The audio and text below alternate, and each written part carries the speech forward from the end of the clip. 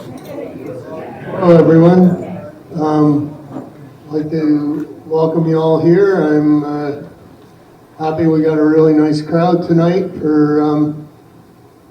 this is the inaugural All-Candidates Meeting of the Sarnia-Lambton-Bkejwanong riding. So I'm old enough to have seen the ridings change through the years. Every once in a while that happens through, it goes through a nonpartisan group.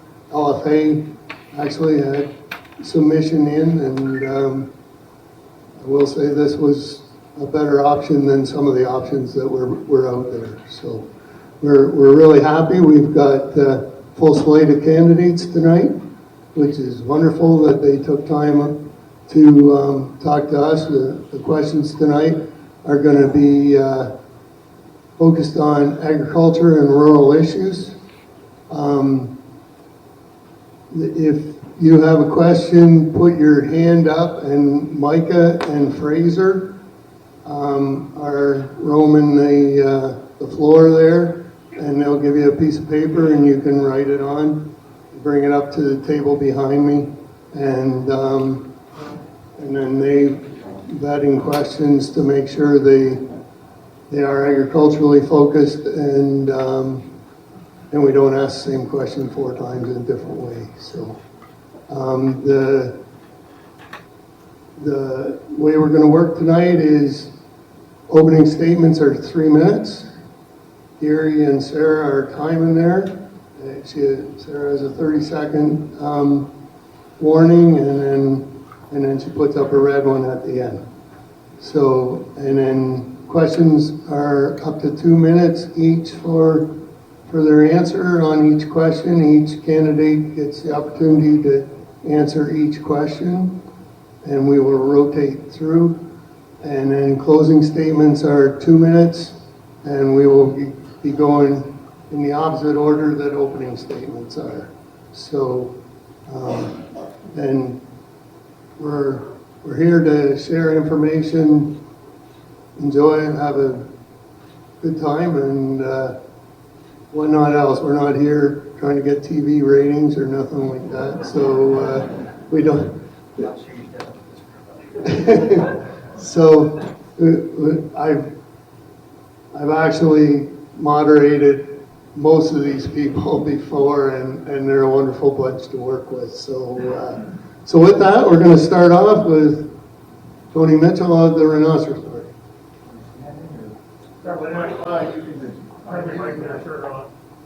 Yep.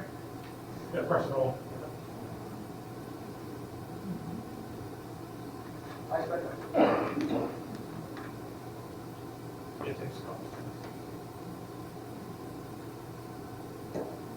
Hello?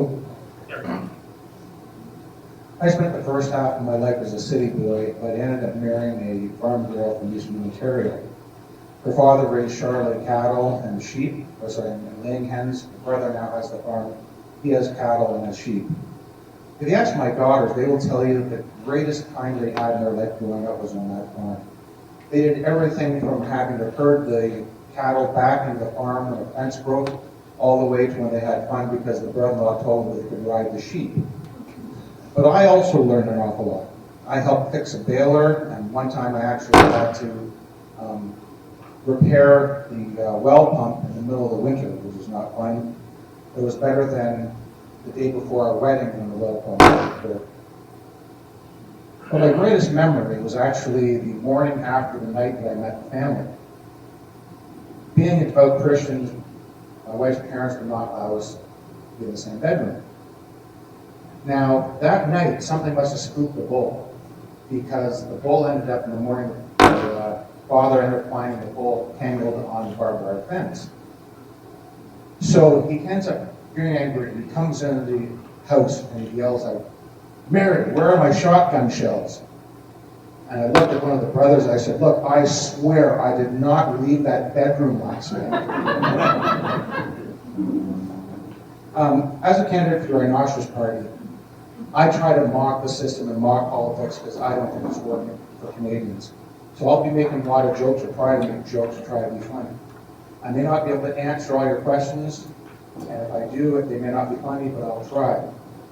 But please don't think that my being funny is insulting farmers in any way. There's 3 reasons why I would never insult farmers. Number 1, if you take a look at me, I obviously like the work that you do. Number 2, in 40 years I have done work on that farm, and I know I'm not man enough to do the job full time. And number 3, I learned from my father-in-law that farmers do have guns, and I want to walk out of here in one piece. I honestly hope you find someone here that answers your questions to your satisfaction enough that you feel comfortable voting for them. This is the most important election of our lifetime, and every Canadian needs to be protected, as every Canadian should be voting. But on average, 38% of Canadians don't vote in federal elections. That's unacceptable in these times. If you or you know somebody who's not voting and they have not earned the right to vote, or earned the person believes they can vote, not voting is a sign of apathy. I am the none of the above candidate. It's your way to tell the government that you're not happy and you will not be ignored. So please listen to everyone on this stage closely and do your best to find a candidate to vote for. And if you can't, let me be the one who has your voice and vote for me. This election is too much, it's too hard to do nothing. Not only your livelihood, but our country is at stake. Thank you, Tony. Brian? Good evening, farmers, families, friends of Lambton County. My name is Brian Everett, and I'm proud to stand before you tonight as the candidate for the People's Party of Canada. In this debate hosted by the Federation of Agriculture, I'd like to thank you guys for inviting me again. Thank you for having me here tonight to talk about what matters most to you, and that's your farms, your families, your livelihoods, and your futures. Let's start with the simple truth. Farmers are the backbone of this country. You feed us, you fuel our economy, and you steward the land that sustains us all. Yet for too long, governments, both liberal and conservative, have taken you for granted, piling on regulations, taxes, and red tape that choke your ability to thrive. PPC's different. We're here to get the government out of your way and let you do what you want to do best, and that's farm. First, let's talk about a carbon tax, the punishing burden that hits farmers the hardest, raising the cost of fuel, fertilizers, and equipment while doing nothing meaningful for the environment. In Lambton, where agriculture drives our community, this tax threatens the bottom line and our food security as well. BPC will scrap it entirely. No more taxing the air you breathe or the crops you grow. We trust the market, not bureaucrats in Ottawa, to drive innovation if greener solutions are needed. Next, trade and subsidies. Too often governments pick winners and losers, propping up big corporate players while leaving family farms like yours to fend for yourselves. The PPC believes in fair, open markets, no more bloated supply management systems that limit your freedom to compete or innovate. We'll fight for trade deals that put Canadian farmers first, not foreign interests or multinational corporations. Finally, let's cut the nonsense. You don't need more government programs telling you how to run your land. You need lower taxes, less regulation, and the freedom to make decisions for your own operations. The PPC will slash income taxes, eliminate unnecessary compliance costs, and respect your property rights. We're not here to control you, we're here to empower you. Lambton farmers, you're not just feeding your families, you're feeding our families as well. You deserve a government that respects your work, not one that smothers it. With the PPC, you'll get a voice that stands for common sense and not political games. I'm here to listen, I'm here to fight for you, and to bring your concerns straight to Ottawa. Let's build a future together where agriculture will thrive. Thank you.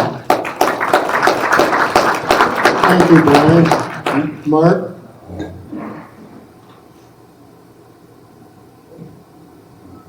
Yes. Good evening, everyone. My name is Mark Lamore, and I'm proud to be running for the Christian Heritage Party.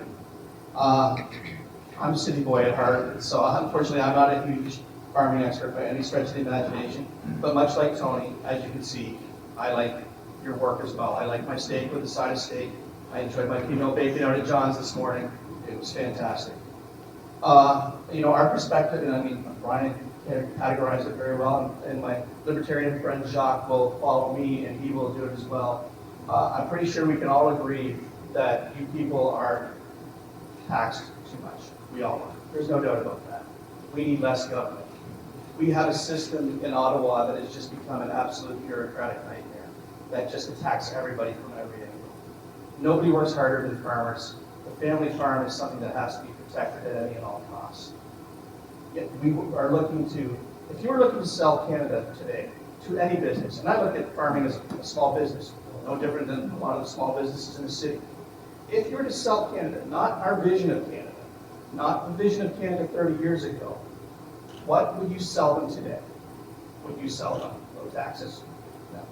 Would you be selling them cheap energy? No. So what exactly are we doing? We don't produce anything anymore. And again, not just on the agricultural side, just in general. We've made life too expensive. You have a machine in Ottawa that is not going away anytime soon unless you find someone new to send. Whether it is a Liberal, a Conservative, an NDP, what have they done to earn your trust to go back and change the system that they have now become a part of? Look at an independent candidate, because that's the only way you'll get change in the system. Thank you, Mark. Marilyn? Hi, I'm Marilyn Gladue. Thank you so much for being here this evening. It's not been a great 10 years underneath a Liberal government. Let's just review. First of all, the carbon tax that was put on farmers. Thousands, hundreds of thousands of dollars of tax. You don't have to stand You up. want me to stand up? You don't have I'm to. super tall, so okay. Anyway, so let's start with the carbon tax. Hundreds of thousands of dollars on farmers, and very punishing. And then the second tax, the clean fuel tax, that was put on farmers. And then the tariffs on fertilizer. And then the limitation of how much fertilizer you could use to control the farmers' yields. And then the Liberals introduced the capital gains tax to make it hard, if not impossible, to pass your family farm on to the next generation. And that is the history of the Liberal government. And did they defend the farming agricultural sector? Well, no. In every trade agreement, they sliced off a bit of supply management. And what we hear now from Mark Carney on the 100% tariffs on pork, beef, and canola from Canada. 100% tariffs. Crickets. Absolute crickets. And what about the NDP party? This is a party that supported the Liberals these last few years to do every one of these damaging policies to agriculture. Every one of them. And they have not done anything but vote to increase your taxes more than 50 times. So it's the common sense conservatives that are going to come and support the agricultural sector. We are going to cut the taxes. We will axe the tax on everything for everybody forever. That includes the carbon tax, that includes the clean fuel tax. For the capital gains tax, not only will we not support the increase that was brought by the Liberal government, we will make sure that every dollar of capital gains that you reinvest in a Canadian business, like your farm or the agricultural sector, will be tax-free. That is what we will do. We have a proven solution record of supporting folks to reduce government bureaucracy. So on April 28th, or at the advanced polls, or every day from 10 to 8 at the returning office, vote Marilyn Gladue to put Canada first for a change.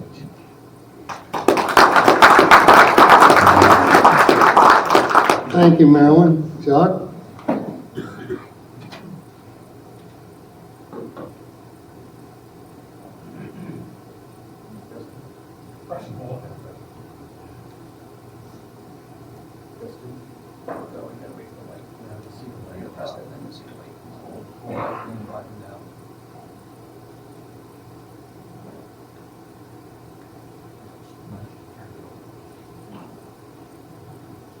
Testing. All right, well, ladies and gentlemen, these are dark times for farmers, marked by uncertainty, suffocating government overreach, and a direct threat to their livelihoods on the horizon. And Mark Carney, a climate zealot and extremist whose against so-called polluters knows no bounds.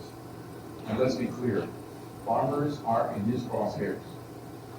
Through his writings, including his book and his public pronouncements, we know Carney is a strong advocate of net zero by 2050, which is only physically possible if we go back to the pre-industrial era with all the misery it entails.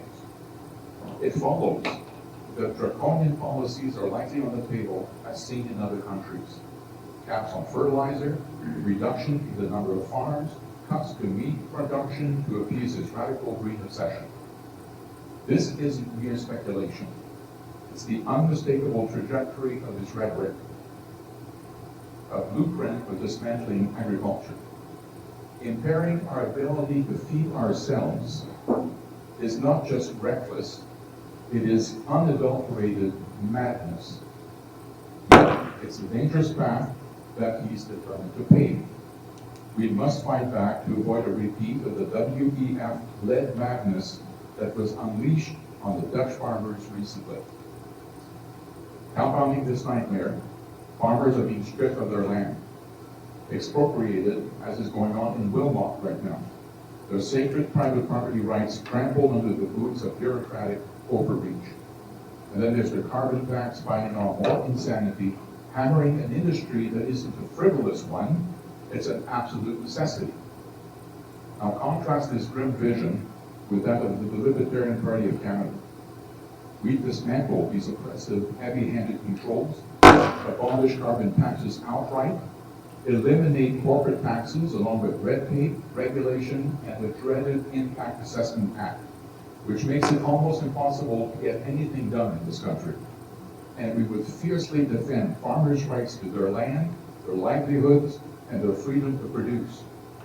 No suffocating tax, no arbitrary cuts, no unjust expropriation. Just the liberty to farm and ensure our nation is free. Private property rights must remain unbreakable, not cast aside to appease some ivory tower ideologues. Carney's agenda transforms abundance into scarcity, threatening our very survival. The libertarian approach guarantees prosperity, self-reliance, and a thriving agricultural future. Thank you. Thank you, John. George? George, Go ahead. can you hear me okay? You spelled my name wrong. I did. All right. Good. Anyway, B-E-R-G. I would have, but I didn't do it. I can't take credit. It's B-E-R-G, and that's Dutch. And if there's any Dutchmen in the crowd, it's Frisian. So don't hold that again.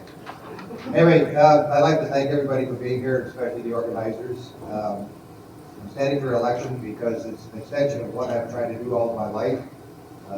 Respect, listen to, speak to people from all walks of life. I'm a former police officer. I've been running a paralegal business in Sarnia for 34 years. Some of you might know me for that entity. I'm also serving as city councilor for the last 6.5 years. I just want to know Councilor Bill Dennis is here today as well. But let's talk about Lambton County. Lambton County is a big powerhouse for agriculture. It really is. We've got lots of water. We've got fertile soil. We've got everything that we need. We need here, but we need more. And so, one of the things that we're looking at is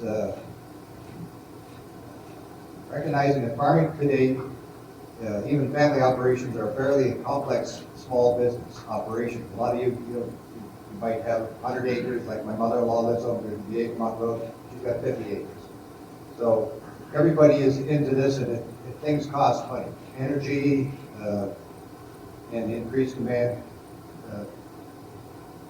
for energy, and we're looking at building new food processing facilities for fruits, vegetables, honey, dairy, soybeans, corn, grain, meat, poultry, wine and beer, how that got in there, but there it is. So we're also looking at considering how some of these funds may be used for areas such as biofuel. We're looking at providing low-cost loans to implement new technology and infrastructure, and protecting our commodities and international trade deals where necessary to open up new product markets and access to less expensive supplies. The world is changing in a lot of ways, as we've seen in the last few days. Mark Carney and his Liberal team will protect our sovereignty and provide opportunities for revitalization in the Sarnia-Lambton-Bkejwanong riding. Thank you, and I look forward to your questions. Thank you, George. Lorraine? Annie bonjour, Nindo Ainchan, Nindizindikas. Je me présente comme candidat pour le NPD parce que je crois dans l'importance de représentation diverse dans notre communauté.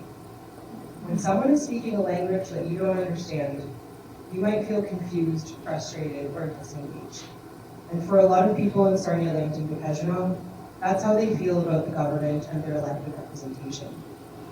The people who were chosen to represent them don't make them feel that they're understood, nor are they listening to their experiences or valuing their existence. I could stand here today to tell you about my educational background, my career qualifications and awards, and all the things that I've accomplished through my volunteer work that I do because I care and not because it's my job. But that doesn't accurately demonstrate the meaningful relationships that I've developed with the various communities in Sarnia-Lambton. Despite the uncertainty surrounding this election, when I'm talking to people at the doors and in the communities, I'm actually seeing hope. People who have never cared to vote before or even known the names of the candidates running for election are actually thinking about exercising that right to vote for the very first time. They see it because they see someone who shows up for their community, who listens to their concerns, and gets the job done. Not in exchange for a vote for this election or for the next one, but for the betterment of the community and for the people in it. Whether you're a farmer, an Francophone, Anishinaabe, or a union member, we are all humans who want to be seen and valued for who we are, not just for the return on investment that we might bring to the table.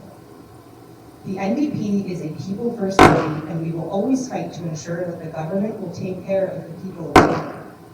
We're the ones making sure that the infrastructure is in place to connect farmers and rural communities to the technologies and tools that they need, that will protect supply management and create a pan-Canadian food strategy to make Canada a leader in sustainable food production. As a member of the NDP, and more importantly, as a member of this community, I will always look out for the best interest of the people. When I'm elected, I'll make sure that Ottawa listens to the diverse needs of Sarnia-Lambton-Bkejwanong, and that all the identities in our community are represented.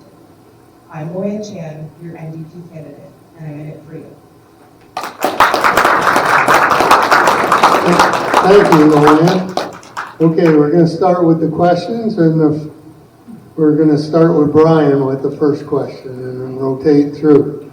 So the question is, where do you and your party stand on ethanol and alternative energy production in Lambton County? That's 2 minutes first. 2 minutes, yeah. Sorry, 2 minutes each. Well, the fact of the matter is if it's lucrative and it's good for the farmer, then we're good with it at the People's Party. So I have no problem creating a system to have ethanol brought in, or creating more and more ethanol down at the plant on 40. I'm good with it, so is the People's Party. But if we get into things where we start subsidizing and using high amounts of government taxes to create something that's not beneficial, or anything that lowers the prices or anything of our fuel, then I can't say that I'm into it. But if it's lucrative and you can make it work, then we have to pursue it. I think that ethanol is, it's good, obviously. It contributes to less fuels. It gives us more. But at the same time, as long as we're not spending too much of the tax money to subsidize these things, then I agree with it, and our party will. But when it comes down to having to dish out a whole bunch of your money to fund somebody else's venture that doesn't do any good for us, the community, or the country, we don't want to do that. And that's one of our initiatives in this election, is we're looking at the tariffs.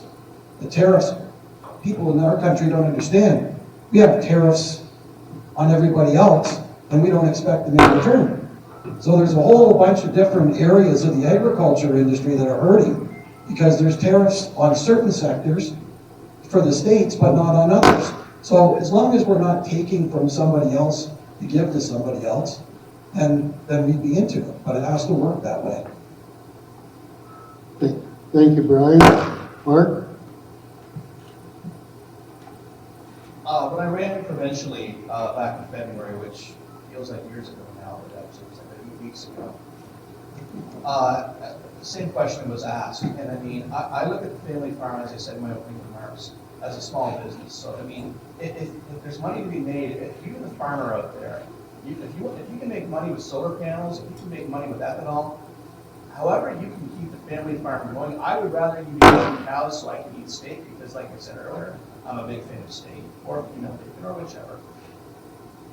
We're at a stage now where when the Trudeau Liberals took over, deficits were running approximately, Nolan was better than me, approximately $1 billion. You know, fiscal 24, it was $61 billion. That is your kids' money, your grandkids' money, and your great-grandkids' money. Hopefully the fourth generation may be able to recover from it. We'll see. You can't, if ethanol is a viable way, like Brian said, to help grow the economy and grow the community, and you, the farmer, can provide it, I would be all in favor of it. I think we have to support it as best as we can, provided we're not taking from someone else. Thanks. Thank you, Mark. Marilyn? Thank you. So right now, the agricultural industry is facing the tariffs from the states. And corn is not one of the ones that will be hugely affected because we use it up in ethanol here. Winter wheat is a huge thing that will be threatened by trade tariffs. Soybean is protected. So when we look at our industry, we need to trade more with ourselves, we need to trade more with our other trading partners and become increasingly independent. But for myself, I was the former director of engineering when we built the ethanol plant for Suncor that uses up a lot of the corn. So I'm hugely supportive of that. I think it's a way to use up our natural resources in a way that promotes the environment and builds our economy. Thank you, Marilyn. Just before Jacques gives his answer, that cracking is in the main system, and we can't get around It's that. not our voices, it's just the system. Go ahead, Jacques. Thank you. Well, we believe in the free market. These decisions should be made based on the business case. Now, since I have 2 minutes, I'm going to expand on this. Government distortions through the price system are horrible, and they go on all the time right now. To the extent, for example, that ethanol, the demand for ethanol is increased because of arbitrary demand to add it to gasoline is inappropriate and sends the wrong signal. By the way, it's a terrible thing for engines. It guns them up and makes a mess of things. The government has to get out of these things. It has to stop this top-down direction of what we ought to do or not to do. Again, the price system, left to its own device, does a splendid job of directing resources. The key in an economy is we live in a world of scarcity, right? We don't have enough time, we don't have enough resources, we don't have enough wealth to do everything that we want to do. So it's imperative that our resources are allocated in the best way possible. And the way to do that is through the price system in a market that is free to operate without coercion or direction from a top-down government. And as I said, this is something that has been creeping up in the Canadian market over and over again, to the point where decisions are difficult to make because, of course, when you have a top-down direction, it can be changed overnight by the government, right? One day they subsidize something, the next day they don't. In a free market, things tend to be more stable that way. Although, of course, there are shocks sometimes. But the short answer is, we are agnostic on this. If you have a business case, go ahead. But beware of top-down directions. Thank you, Jacques. George? So your question is, where do we stand on ethanol in Lambton County? I'm 100% behind it and keep growing corn. Thank you, George. Ryan? Thanks. Yeah, so I wanted to acknowledge that we are in an energy transition right now with the clean fuel standards. We're required to have more biodiverse or agriculture-derived fuels. So that will be part of the transition that Sarnia-Lambton-Bkejwanong needs to be prepared for. Some of this will involve investing in infrastructure in order to have more value-added agriculture, in order to produce more soy diesel, nitrogen production, and to invest in more or a new ethanol plant like Suffler has, because it is nearing its end of life for that. We can have more local co-processors. If I recall correctly, Imperial Oil had 2 successful trials of this happening as of 2024. So we just need to make sure we put more investment into that so that we maintain good jobs locally, as well as making sure that farmers have another option of diversifying where they sell their produce. Thank you, Lloyd. Tony?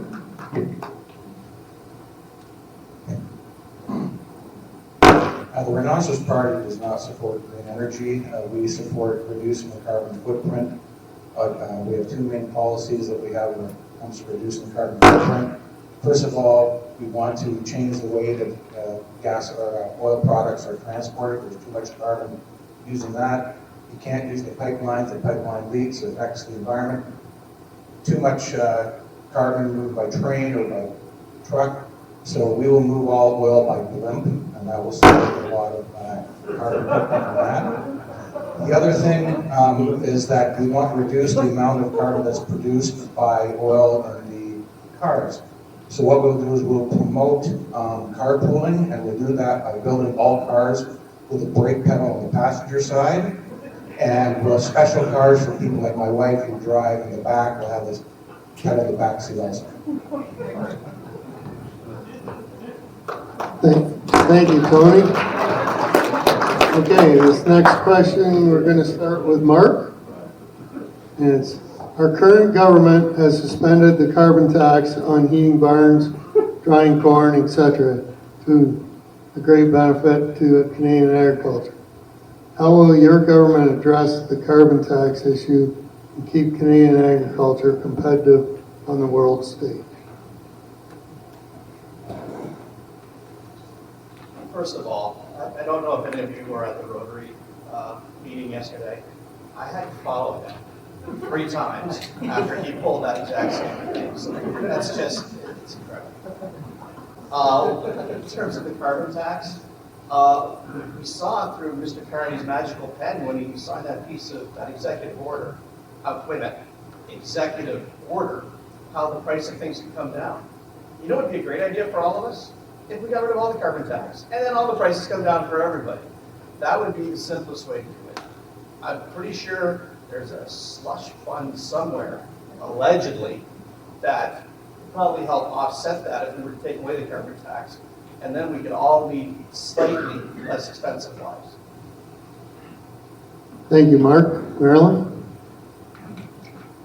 So the carbon tax has been hugely destructive to the agricultural sector. And Mark Carney did a huge drama when he signed the so-called executive order. But the carbon tax was put into place with legislation. And it takes legislation to remove it. What he did was turn the price to 0. But when he no longer needs your vote, but he still needs your money, he can turn that back up. And if you look at decades of his values and what he has said on the record, he thinks the carbon price is not high enough. So you can be sure that he will restore that, as well as the clean fuel standard, which is a second tax. So conservatives will axe the tax on everything for everyone forever. He can't even go into the House of Commons right now, let alone introduce legislation, let alone vote on it, because he's not a member of Parliament. He's unelected by anybody. We will axe the tax for everybody on everything forever, and do it with legislation that will not come back, as well as the clean fuel standard. Thank you, Marilyn. Jack?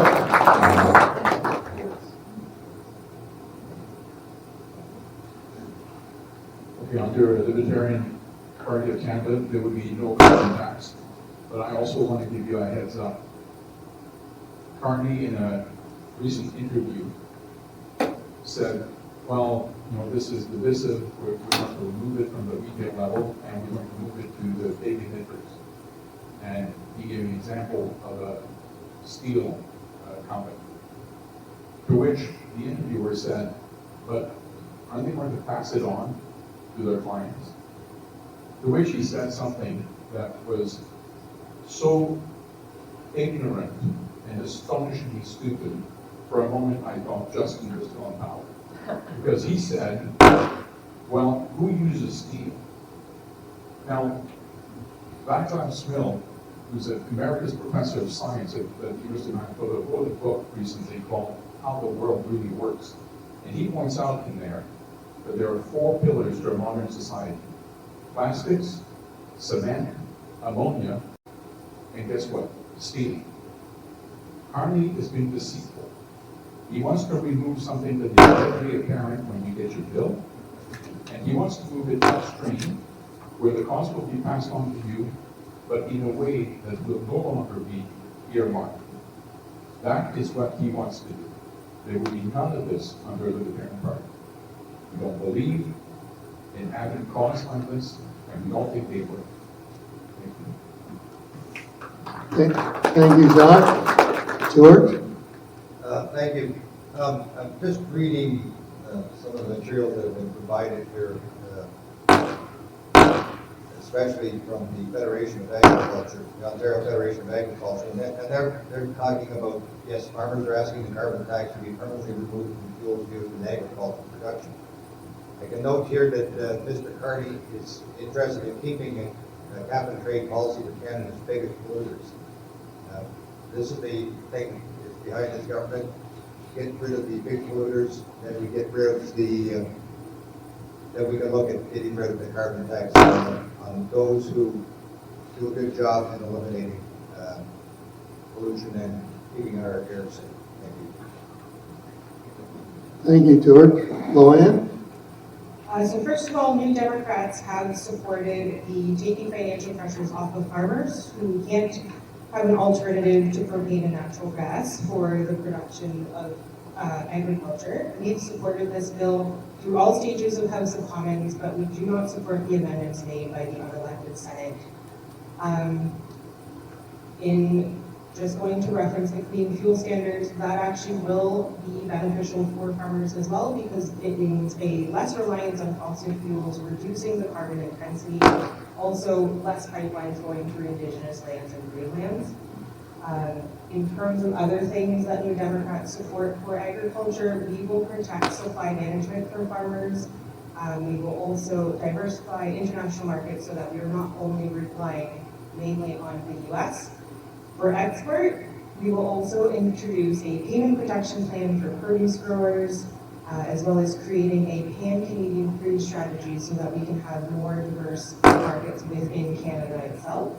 We will also invest in resilience projects for farming communities so that we're able to respond better and faster to climate change, like when we have all the flooding that happens in our area here. We will also invest in public agriculture research and plant breeding so that we can support innovation for farmers to have a direct economic benefit. Also, we will support the succession planning so that we can address the unique challenges for young farmers and for people who come from non-farming families. Thank you, Luann. Tony? Now, I've been asked that you keep the mic really close so that everybody at the back can hear. Okay. The Rhinoceros Party supports a targeted carbon tax. Unfortunately, the carbon tax has been targeted at farmers and regular Canadians, and that's not what we want. What we want to do is we want to reduce the amount of carbon dioxide that's in the air. And the greatest offender for excess carbon dioxide in the air is excess talking in words by politicians. So what we will do is we will give politicians a word limit, and every time they speak more than that word limit, they'll be taxed per word that they speak. this will have a couple of effects. Number one, politicians, instead of being vague and saying absolutely nothing for hours, will be forced to say things precisely, and they will reduce the amount of carbon dioxide in the air greatly. Thank you, Tony. Brian? Well, this is a subject that's dear to my heart because I watch the Liberals and Conservatives constantly try to ignore the Paris Accord. And I don't know if everybody knows what the Paris Accord is, but it is the granddaddy of all carbon taxes. Pierre Poilievre was asked if he would get rid of it and stay out of the Paris Accord. He said no. If you ask the Conservative members, most of them voted to stay in it under Chagrin, a Liberal motion. Now, the last time Trump got in, he took the carbon tax away from the states. All our politicians thought, oh, we better virtue signal, make sure everybody knows that we're going to stay in the Paris Accord. Paris Accord is a globalist agenda, a sustainable development agenda, and it's in the UN 2030, how could I say it, rules. Make no mistake about it, folks. The Conservative Party of Canada, the Liberal Party, the NDP, and the Greens are in it. They can talk all they want about a carbon, remove the carbon tax, this and that. But when you're having to hit specific Paris Accord goals, you have to hit them. So there's some scenario that's out there. There's some scenario that's out there that, you know, we have a risk of Line 5 getting shut down now. Because if Trump decides he wants to go at us, he will. Well, some of the people, I think, in government would be quite happy with that. Because they'll meet their Paris Accord targets and they can blame the orange man over across the river. And that's what I think's going on. Ask your local politician if they support the Paris Accord. Because almost every single one of them in both those parties and NDP absolutely do. So this shell game with the climate or the carbon tax is a lie. It's a lie by all the major parties. If you're in the Paris Accord, you support a carbon tax. That's it. Thank you, Brian. Okay, this next question, we're going to start with Marilyn. And it's what's your party's view? Mark. Oh, no, Mark started last time. What's your party's view on supply management and agriculture in the future trade negotiations with the U.S. or other countries? So supply management is something that provides Canadians with quality milk, chicken, eggs, and turkeys. I receive 0 calls at my office about the quality or the price of these things. The U.S. hugely subsidizes their industry. Our supply management manages to prevent us from having situations like the U.S. is now facing, where they have a shortage of eggs and it's $11 a carton and we're limiting one per customer. And so the Conservative Party has always supported supply management, unlike the PPC, for example. And so I would say that we need to continue to do that because we don't have to bail out those farmers. They're providing a service at a good price and a good quality. And they are creating jobs for Canadians. So this is not a problem. It is something that we should be proud of. Thank you. Thank you, Marilyn. Jacques?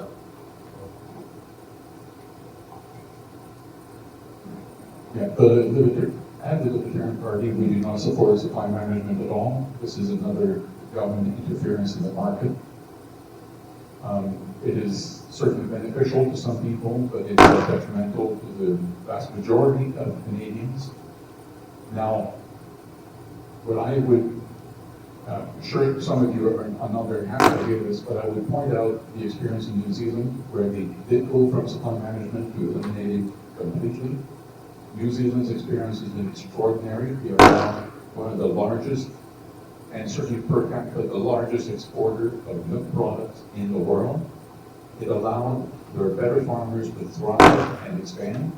Yes, the lesser farmers suffered, but that is to be expected. The rest of us in the public sector, in the private sector, have to deal with competition. The people who are lesser good at their job have to go and do something else, and you let the better ones rise to the top. Thank you, Jacques. George? Yeah, I'm full agreement too with supply management. Wait, I'm gonna close it for a second. I think it's important. My cousin ran a chicken operation up near Seaport, and as my friend Marilyn indicated, we get fresh eggs, we get fresh milk, everything's on the table at a very decent price. So I'm very much in favor. Thank you, George. Luann? The New Democrats will protect supply management for farmers and consumers in all trade negotiations. Supply management is a good thing because it guarantees that the consumer gets a great quality product at a constant supply and at a stable price. Thank you, Luann. Tony? Much of the Canadian tariffs on American agricultural products are a result of a discrepancy between subsidies. American government subsidizes their farmers greatly. Canadian farmers don't get as many subsidies, and many small farms don't qualify for the subsidies. But every farm that I've ever seen and been on has at least one piece of broken down equipment that they've got that doesn't work and is rusted out and is usually leaking oil or something like that. But the government subsidized the fossil fuel industry with billions and billions and billions and billions of dollars. So elected, I will designate any farmer who has a piece of broken down equipment that is dripping oil. I'll officially declare them as oil producers, and they'll be able to qualify for the billions of dollars of subsidies that the government gives to the fossil fuel industry. And this can be in compensation for what is happening with the tariffs in America. Thank you, Tony. Brian? Okay, for this one, it's a big issue for the People's Party. I'm going to read out of our purple book at the start here. The issue is supply management is a government-imposed cartel that keeps the prices of dairy, poultry, and eggs artificially high through the control of production, the banning of imports, price fixing, and the prevention of competition in the market. The system forces producers to buy quotas which grant permission to produce in a set amount. For example, it costs between $20,000 and $40,000 to get the right to milk one cow. It keeps our imports and imposing exorbitant tariffs that range from 150% for eggs and 300% for butter. Milk's around $2.50 to $2.70. So this is what happens. We have the rest of the country and our other farmers who have an open market on grain. You can set your price by getting your bid in on your soybeans, wheat, but you take a risk as a farmer. Supply management farmers don't. And what it does is it passes on to the consumer massive pricing for the people who can't afford it. Our milk, eggs, and poultry, it's a fact. Like people who have very low incomes don't eat all of the good stuff our farmers produce because it's too expensive. The main thing for me with supply management is the control. Because the lobbyist groups push the politicians around because of big money. And we're seeing it in this country right now. Like you watch when Donald Trump came right out and he said, we got to get rid of the dairy tariffs, get rid of dairy tariffs, we'll get rid of ours.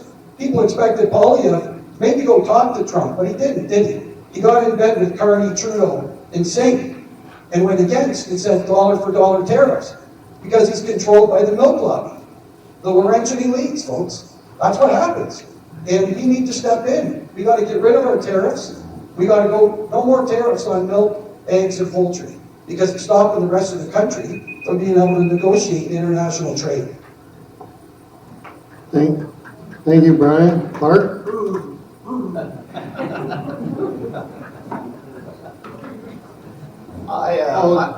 Could I just, sorry. Keep your questions coming. Get a hold of Micah and Fraser there because we need to have questions to make this work.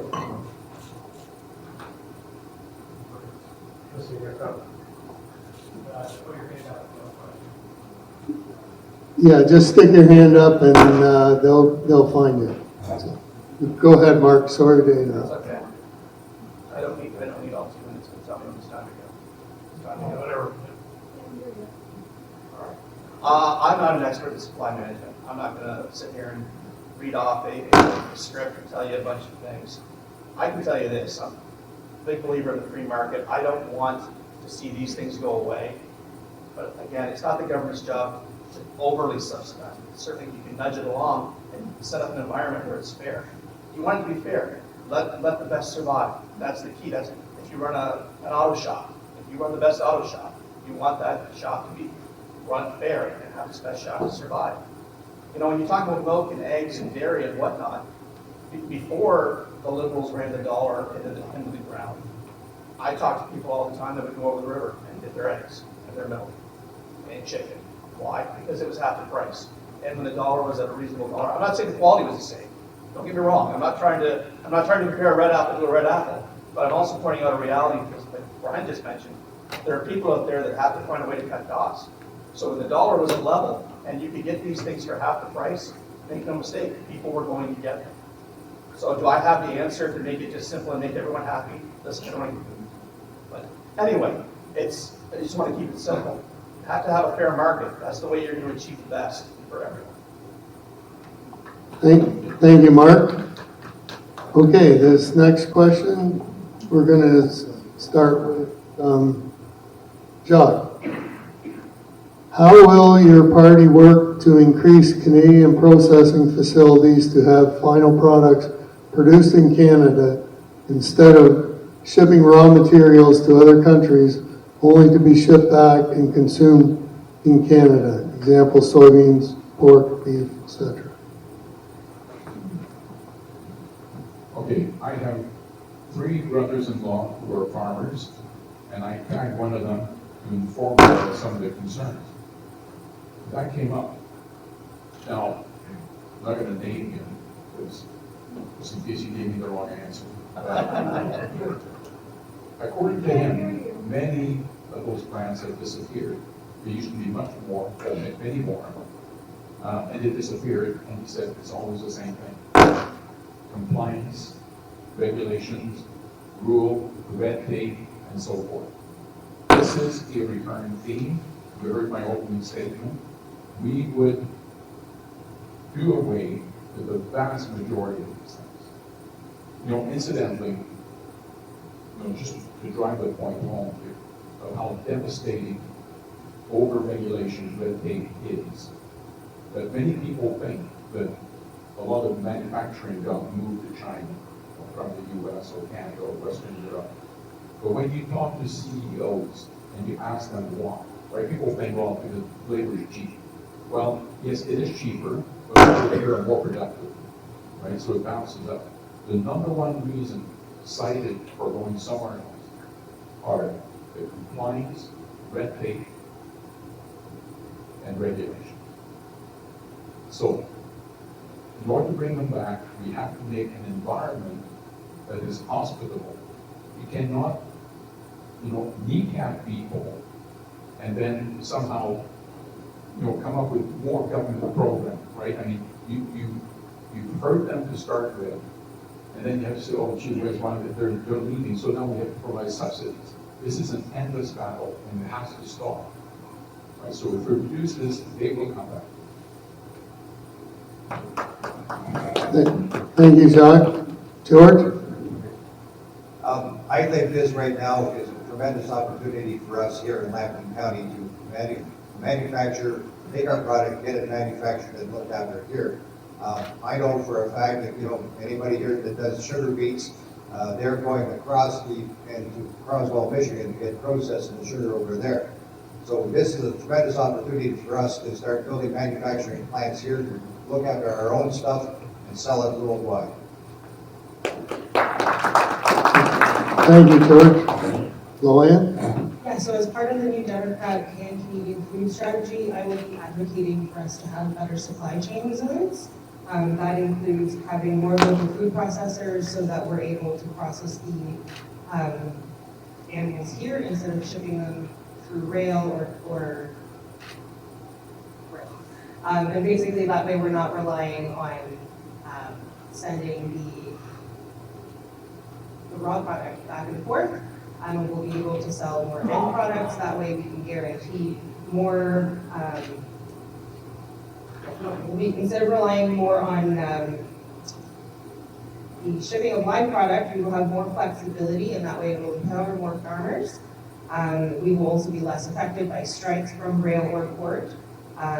This also means that having local food processors will generate more jobs for Canadians here locally. It also adds more value, it will help our economy, and overall it'll give more control of our food system, which will help us in terms of food sovereignty. Thank you, Luann. Tony? The solution to the problem is to verb the noun. That's it. Nothing else. Verb the noun. No other explanation. I learned this because the last 2 years, I've heard the Conservative leader, Pierre Poilievre, saying everything that he did in all the TV shows and all the commercials and all the newspapers that verb the noun. No other explanation. Verb the noun.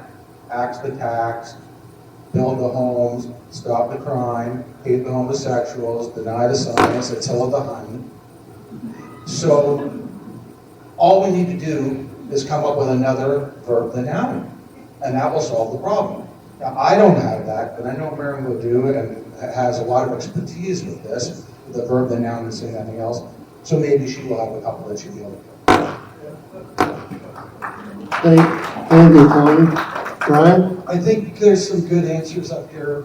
John had some good answers how to deal with it, but I also think that you got to make sure that there's an environment and the availability of workers for these plants. Now, I'm not a big fan of foreign workers, but in the agriculture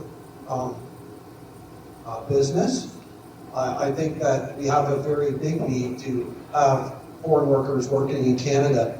I'm a union iron worker. I'm not a big fan of foreign workers. But one thing I do know is it would be destructive for our agriculture and their business if we didn't continue to have people coming in to help us with our vegetables, fruits, and other things. So that's the reality of it, and that's the truth. I speak the truth all the time, right? I'm pretty rough. I can be rough sometimes, but I do. And the fact of the matter is that we could get behind our farmers and businesses that want to establish food processing places, and that's not a bad spot for government investment. As far as I'm concerned, that's something that we can do here in Lambton County and in Sarnia-Lambton-Bkejwanong that would go a long way. Government has a place, and it's like I say, if you want to play the hockey game, you need somebody to lay the ice down, and then get out of the way and let them play. So I don't think that that's such a big stretch. Something that I haven't really put much thought into until tonight because it was brought up, but I would back something like that for producers and to get their product right here and then sold in Canada. Obviously, with some of the tariff stuff coming on, it's probably in our best interest to be able to produce, process, and put it to market in our own backyards, because he can hit the pinhole on us like that. So some type of investment that way from the government, I think I would support. In fact, I would. That's it. Thank you, Brian. Mark? I mean, government investment, the government has to invest in ventures, but they also have to make sure that what they're investing in. I mean, you took a look at Doug Ford and Justin Trudeau talking about, an electric battery plant that all of a sudden, after Donald Trump was elected, all of a sudden they were going to scrap, or they weren't sure what they were going to do. You need leadership that's going to actually, have a plan. You have to have a plan of what you want to do. And the answer to the question is really simple. You need less regulation, less taxes, and you need to make an environment where people want to invest. People will talk about down south all the time and chaos and this, but when you remove all the white noise from what's going on down south, the one thing that people don't talk about right now is there's investment. You hear about trillions of dollars being invested. Will it work out? I don't know. Time's going to tell. But there has to be a plan. I haven't heard of anything since Team Canada went to work about being invested here. I would love to hear a plan. If anyone has a plan, please share it, because I would like to hear where the money's going to be invested here and what would encourage them to do it. Thank you, Mark. Marilyn? So we have a huge issue in Ontario with a lack of processing capacity for beef, for pork, for chicken, and sometimes for milk. And so under this Liberal government, I have been advocating for having processing facilities here. At the peak, 60,000 cows were put to death because we didn't have the processing capacity here. When we can't process milk because the means of rent goes down, they have to send it to Mitch. There's huge issues here. The government has put no money into this. We have an agricultural friendly society in Sarnia-Lambton. We should have the capacity to do a hub here, an agricultural hub, and I've been working with the Sarnia-Lambton Economic Partnership to bring that forward, try to get government funding. But to Brian's point, we will need workers, abattoirs, and there's not a lot of those here. So Lambton College could become the trainer of those in order to create the workers, food processing facilities. But that's what needs to be done here. There's a huge opportunity as well for export. The beef market, our Canadian beef is like growing at an 80% market, but we haven't harmonized the specifications to ship into the US or to ship with our CETA agreement in Europe. We accept their materials and they don't accept ours. And so that work has to be done in order that we can export and grow our industry. Thank you, Marilyn.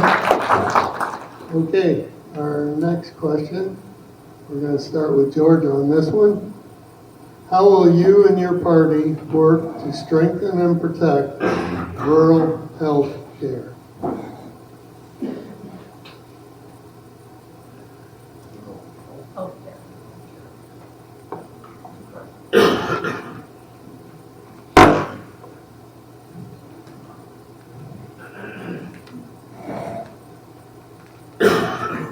Interesting question, because we're talking about rural healthcare, but we're also talking about everybody's healthcare. So that's the big thing. Is our health is the most important commodity. If you don't have health, you don't have anything. So I'm a strong advocate of us getting more doctors into this area, more people coming in to look after it. That's why when we look at the immigration that came in, and it was rather a lot of immigration, it was really using up a lot of our resources. We weren't bringing the doctors or medicine, but if you bring 1 million people in, we need people to look after those people that are coming to live here. And if you don't have those doctors, you don't have those dentists, or you don't have all the other healthcare practitioners, you're going to be sitting and waiting in line in an emergency ward. So I think it's one of those things where we've looked at now with limiting the immigration levels, but we have to look at bringing in those healthcare people from other countries. I see a lot of people that are working in kitchens here and stuff that have a degree back home, wherever they're from, and yet they can't get that degree processed here fast enough in Canada. So I just give you a little point. I have a friend from Ukraine who's a lawyer, and he's quite good, and he's now a Crown attorney in Woodstock. But the thing is, he had to go through a whole lot of stuff to get his law degree here in Canada when he was fully qualified to be a lawyer in Ukraine. Law is laws, and medicine is medicine. So if you get trained in Uganda, let's say, medicine is still medicine, and that's what I think is important that we get that moved forward. Thank you, George. Lauren? So Canadians are proud of our public healthcare system, and we have to remember that the NDP is the one that pushed that to happen. Most recently, the NDP is the one who put in farmer care and dental care so that everyone in Canada can access their basic needs.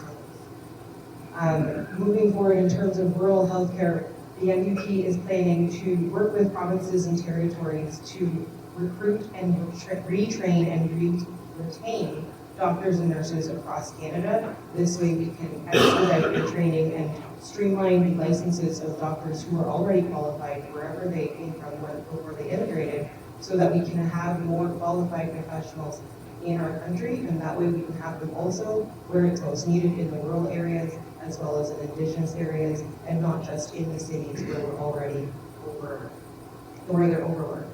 We will also be making sure that we will expand that coverage for the farmer care and dental care so that it is more easily accessible in rural areas, and also making sure that there are better working conditions for the existing healthcare professionals so that they don't burn out.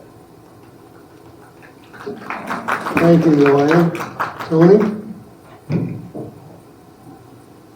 too much money is being spent in big city hospitals. That affects the fact that the small communities can't have them. So it's important to make the bigger hospitals more efficient. The more efficient they are, money can be taken from them and then brought to rural communities. One way that the North Party will make things more efficient is that we will reduce hospital wait times, which means that more money can be spent, less money spent there, and then can be spent rurally. We'll reduce hospital wait times by changing the clocks in every hospital so they run slower than every other clock in Canada. This will help by 3 ways. Number one, by being more efficient, that money can be transferred to rural areas. Number two, as soon as you walk into a hospital, you'll be more healthy because your heart rate will be immediately slower. And number three, it'll end up causing where you have to spend less time enduring unpleasant procedures, like colonoscopies, which is a really good thing because Canadian governments have been giving the people colonoscopies for decades. Thank you, Tony. Brian? So George touched on a subject of the amount of immigration we have coming into Canada. Over the last probably 10 or 15 years, we've just brought people in and people in and people in. We haven't really vetted them all. He said the same thing, that you don't use their credentials to be a doctor unless you go through the training. Well, we want to, first of all, we want to put a moratorium on immigration in Canada. We need to stop it. We need to figure out who's in the country illegally and who isn't. The fact of the matter is our kids, our grandkids, they don't have shots at jobs right now because we have so many immigrants in the country that once they get into even management positions, they don't hire Canadian kids. They hire people from other countries.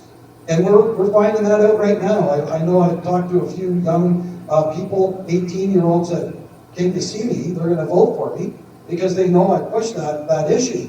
Our kids are competing with foreigners for jobs. And it's because of who we vote for. And that's the facts.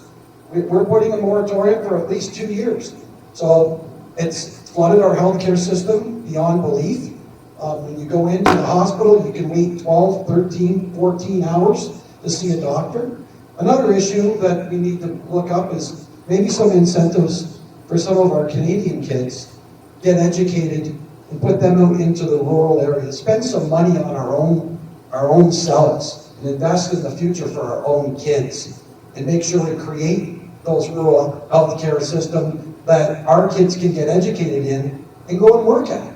Instead of giving the free pass and always trying to virtue signal our way to this beautiful Canada, when we always end up shooting ourselves in the foot, and we've done it with healthcare. We're all paying the price for that right now, for letting too many people into Canada. Thank you, Brian. Mark? Healthcare typically is a provincial issue, and this was one that when I ran provincially, we was touched upon. And it can spider web into a number of different directions and go off on a number of tangents with it. But there's a few straightforward things. A, there's a shortage of doctors. That goes without saying. Probably a great way would be maybe if we had started rehiring maybe some of the unvaccinated doctors and nurses that we let go for what evidently turned out to be no reason when it was all said and done. Bring them back. That's a good way to start. And then immigration, which can be a very slippery subject. You could, much like both gentlemen discussed in terms of farm workers and doctors. Obviously, a guy from Uganda may not be a doctor, but you can find out if he is capable, and you can certainly open up immigration for that. I mean, there have been talks of Mr. Carney hiring a guy that wants to bring in $100 million. This country can't even support the 40-ish or whatever numbers here right now. So you have to kind of figure out exactly what you have, and I'm not saying cut immigration off, but you have to be very careful because there's simply too many people here. As Brian said, our kids, we got jobs growing up. We were able to grow up and we were able to learn things based upon that experience. That's how we grew. Kids can't do that now, and that's a huge problem. On top of that, you could obviously, you might be surprised, but government-run things sometimes are not very efficient. You could, obviously, we need less CEOs, we need less red tape, and I know, I'm sorry, it's repeating, less red tape, less bureaucracy, less. We need more professionals and less CEOs running the show. Thanks. Thank you, Mark. Marilyn? So when I got elected in 2015, we had 40% of people in Sarnia-Lambton that didn't have a family doctor. So there's been a lot of work done, as it was mentioned, you know, it is a provincially managed issue, but we now have 20% of people that don't have a family doctor. And there's 50,000 doctors and nurses in Canada, living in Canada, that are not credentialed. And so Pierre Poilievre has said he will work with the provinces to develop a Blue Seal program that will credential those that are qualified, and they will vet them, and that will add people into the system, because the first step is to have a family doctor. The second thing is the emergency care. We've seen a lot of emergency care in rural areas being shut down, and that's a funding issue. And so how do you get more funds into the system? Well, you know what? There are a number of countries that offered us $60 billion a year for our LNG. Germany offered it, we said there was no business case. So Australia took that deal. Japan offered $60 billion a year, and we said there was no business case under Justin Trudeau. Qatar took that deal. The Netherlands offered us $60 billion a year, and the US took that deal. So, $180 billion. We put $44 billion into our healthcare system federally every year. If we had $180 billion extra dollars to put into the system, what could we do to improve healthcare in our system? That is the answer. Grow our economy. Thank you. Thank you, Marilyn. John? As a professional actuary, I really wish I had 10 minutes to talk about this, because you have no idea what's coming down. The situation is terrible. But let me limit myself to this. First of all, healthcare is a provincial jurisdiction. However, the situation in this country is that the taxing power of the federal government vastly exceeds its responsibility. So it has all this extra money that's used over many decades now to blackmail the provinces. By coming out with the 5 Canada Health Act, they basically say to the province, you do as we tell you to do, otherwise there will be no transfer money. That's blackmail. It's appalling. So what we would do is, first of all, cancel the Canada Health Act so that the provinces can try what they see is best for their population, and we would transfer a massive amount of tax points so that the provinces would have the money without having to come and beg the federal government on an annual basis. That's the first thing. Now, I can speak again to an actuary. We have about $1 trillion of unfunded liability in healthcare. That's the amount of money that should have been set aside over many decades to make up for the shortfall that's going to happen, because we have a tsunami of demand on the system coming from the population is getting older. The baby boomers are entering the age of maximum utilization of the system, and we are not prepared for decades of mismanagement on the part of the provinces.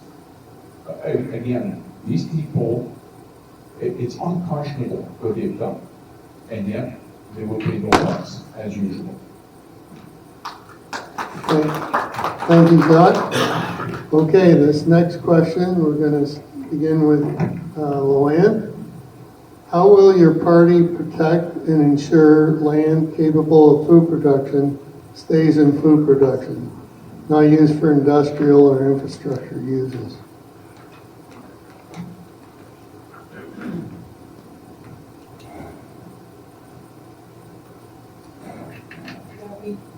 We believe that our land needs to be protected, because once it gets paved over or used for any other reason, we don't get that back. And if we don't have farmland in order to grow produce, we don't have food for the people of Canada. So we'll make sure that we are going to invest in the resiliency projects so that farming communities can have tools in order to respond when there is climate change. We're also going to invest in agricultural research and plant breeding so that there are different ways and more innovative ways to diversify what we can farm. We'll also support we have tools to support for succession planning so that we can have different ways, potentially different ways of farming, which might include things like vertical farming or greenhouse farming, or other options so that we can have a constant supply of food for the people of Canada, and we're not going to do anything that would take away from farmers. Diet. Thank you, Ron. Tony? One thing I hate about politicians is when you ask them a question and they'll take a look and they don't have anything to say. What they do is they start talking and they'll end up moving it to a direction where they end up talking what they want to do. Well, I have nothing funny to say about the subject, so I'm going to try doing that. It's important that we educate people about how important farmland is. But without the farmland, obviously, you can't have a state. But speaking of education, back in the 1980s, I was teaching at Dawn Township School, and I remember a student told me that they didn't need an education because they were going to take over the parents' farm. I tried to explain with the explosion of computers at the time that the farmers were knowledgeable about more things and prepare for the future. Now, I read the information provided to the candidates by the farmers' concerns. ELD exemptions and SRM removal and BFO support and VCOOL and WTO and ASF, AEIOU, sometimes why. Education about farming needs to be improved, so I should suggest three things. Number one, the federal government should provide provincial governments funding to develop agricultural curriculum to be taught in the rural schools. Number two, free public service announcements must be allowed on CBCs if the government funds broadcaster anyways, and inform the public on what is going on with such things like the letters I was talking about. Will the public understand? No, but if it confuses people as much as it confuses me, at least it will respect farmers. And number three, to allow potential farmers to take care of the system, I will fund special post-secondary institutions to have curricula specifically designed on agriculture. I suggest the main campus in Guelph and the side campus in Ridgetown. Thank you, Tony. Brian? That's another good topic. Obviously, we don't want to lose our farm ground to urban sprawl. So you have to depend on different techniques that I'm learning out of the municipal governments, provincial governments, maybe regulation in the municipal level about building up instead of building out, right? So there's other things you can do in engineering types of controls to avoid urban sprawl. Another thing is, like I talked about earlier, you're bringing too many people in. Well, you can't have your cake and eat it too. I hear this same thing about climate change. You know, like, oh, look, we got to reduce our carbon footprint, but let's bring another 1 million people in this year. It doesn't work that way, right? So you either got to pick or choose. And as far as the development goes, obviously, we're going to lose some farm ground, but designation is a good way to protect it. And I think it needs to be done at the local level, not the federal level, because the people the farmers and everybody in the area, they know what they want to protect. I don't know too many farmers that want to build a subdivision on their family farm. You know, it could be pretty lucrative, but they still don't want to do it. You know, so what I'm thinking is if we have municipal governments that are being responsible and coming up with ideas where maybe there was some land used for industry that can be cleaned up and used rather than use farmland. Be innovative that way. And I think that's where we're going to gain. But one thing we don't want to do is start building on our farmland. We need to produce food on the ground that's fertile enough to produce it. Thank you, Brian. Mark? I mean, it's vital that we keep our farmland. I think actually that's probably the one thing the seven of us could actually agree on. There's no doubt about that. But if we have a government that's not going to make life cheaper for us to live, so there might be some farmers that have no choice. And that would be a shame. Nobody wants that. But the simple fact is life has to get less expensive for people. People have to make hard decisions right now. I wouldn't want to lose the farmland. It would be terrible. But unless we get spending under control, unless we make life easier for people, there might be some people that just have no choice. And that is just a disaster and a crying shame. You know, you talk about climate change, the farmers that I talk to, you know, they call me a climate denier. They say climate changes all the time. Spring, summer, winter, fall. It's that simple. Canada does have a big carbon footprint. If you actually do the homework on it, we are one of the least polluters out there. We have plenty of trees that eat up the CO2. It's not a problem at all. It's just another government sham to take money out of your pocket, which could be kept in your pocket. But unfortunately, the government likes your money, and they don't want you to have your money. They want your money, so then they can be just funneled off to wherever. And they don't want to be accountable for it. Thanks. Thank you, Mark. Marilyn? So we need to preserve our farmland to have food security here in Canada. But the government is crushing the profitability of the business by imposing carbon tax, clean fuel tax, fertilizer tariffs, and caps on the tariffs, and all the regulatory burden that goes on. And that's what drives people to give their land away to build subdivisions. And so we have to restore the profitability to family farm. We have to provide incentives so that we have food security. We have to become more independent as a country to protect our sovereignty and to make sure that we are not at risk. Thank you, Marilyn. Chuck? Well, as a staunch defender of private property rights, I'm not going to start telling a farmer what he cannot do with his land. However, having said that, my experience with farmers is quite often, having been steward of the land for decades, they just love it. And the idea of seeing that land turned over to a parking lot or whatever does not appeal to them. Moreover, given land prices, if they need to get out of the business, they can do very well, thank you very much, again, without having to do with the developer. So I don't really think it's a problem. I'll tell you what hurts me though. And I'll give you the example of this battery plant that is being built in St. Thomas. That land, you know, it amazes me when the government gets involved, because they did, right? I mean, it was the city that bought that land with the help of the Liberal, who once again are showing their hypocrisy, because our environmental concerns are super important to them. But why build, why give a subsidy to build on some of the best land in the country? All you have to do is to go 2 or 3 hours north of here, and you're on the Canadian Shield where you can't grow anything at all. I mean, that would be a place to build one, if you're going to.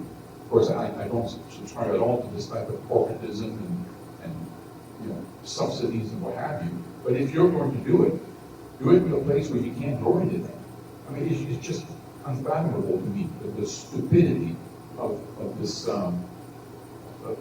this subsidy to build on the best land in the country. Thank you, Chuck. George? Yeah, I'm also for protecting farmland. Once you get rid of a farm, you don't get it back again. And you listen to some of the country songs, they talk about where that Walmart used to be a fishing pole. And we're seeing that over and over again. We're seeing stuff getting paved over. Like that one song from about 40 years ago when there's no trees left and you have to go to a tree museum to see a tree.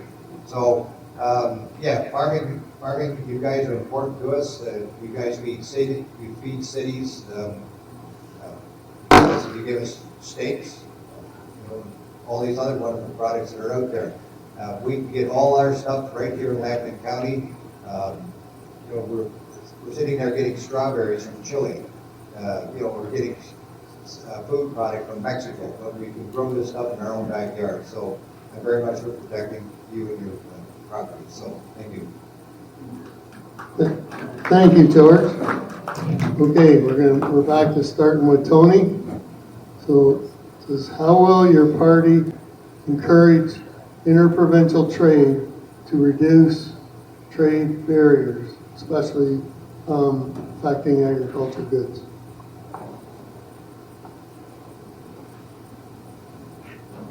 I'm so happy that that one was asked yesterday, so I actually had a chance to do something, because I was sitting here thinking, I don't have a chance to think on the top of my head what I'm going to say.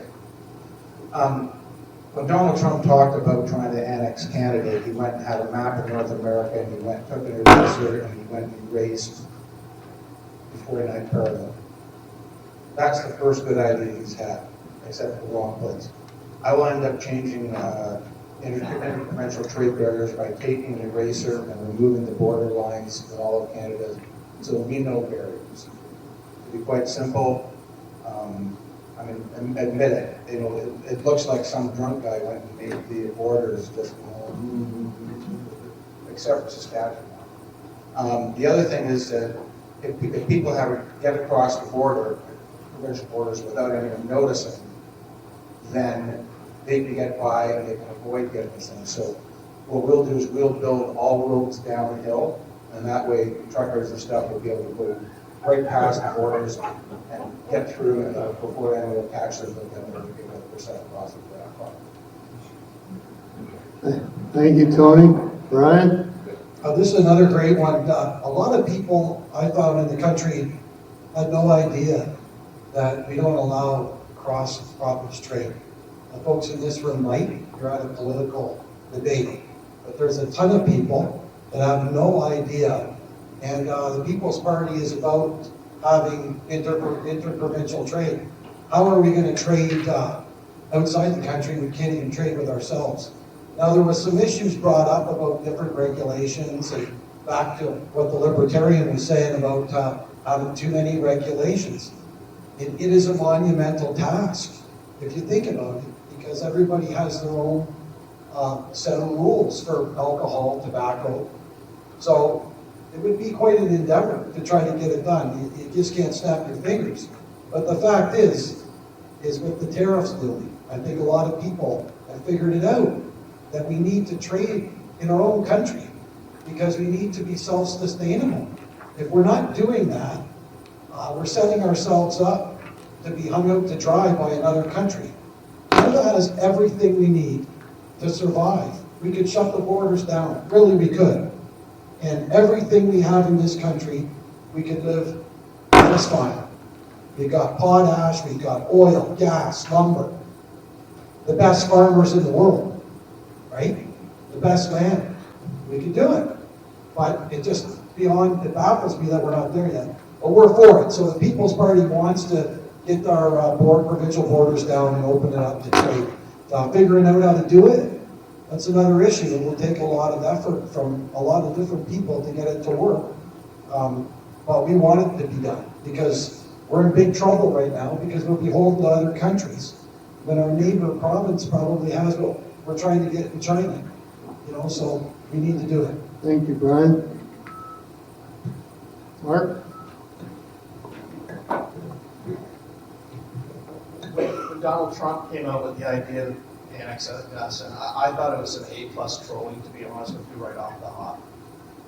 Why weren't we trading with each other previously to this? And then even after that, you see Doug Ford on CNN, or you hear Danielle Smith talking about this, or you hear this or that. Nothing's done. This is the problem with politics and politicians. Talk, talk, talk, talk, talk. Nothing happens. Why hasn't it already happened? It's inexcusable. If we're in such a panic because of the tariffs, why aren't we doing anything? And it's obviously pro-road. Doug Ford's been back, and other than seeing him on CNN complaining about Trump, I have not seen the Conservatives do a darn thing other than talk. And it has been tiresome to hear Doug talk. It would be nice to see him actually do something. So let's erase the lines. Let's get moving, because like Brian said, Canada should be self-sustaining. But because we can't run a pipeline east and west, because we have politicians trying to score points instead of trying to work together for Canadians, we end up in this mess where we are now. Thank you, Mark. Marilyn? So today we trade twice as much with the U.S. as we do with ourselves in the provinces. And there's no reason why the wine that is sold in BC, for example, can be consumed by people in Ontario. Except that there's a lot of provincial taxes for the transit. And so that is the negotiation that has to happen between the federal government and the provinces to eliminate these tax barriers. And to say if it's good for a Canadian somewhere in the country, it should be approved for all of us so that we can become independent, trade with ourselves, and become a prosperous and more sovereign nation. Thank you, Marilyn. Scott? Now, these are provincial matters. Again, I mean, the federal government could try to control, they've tried before and hasn't worked. But I want to illustrate to you, again, the madness of the regulations that we have.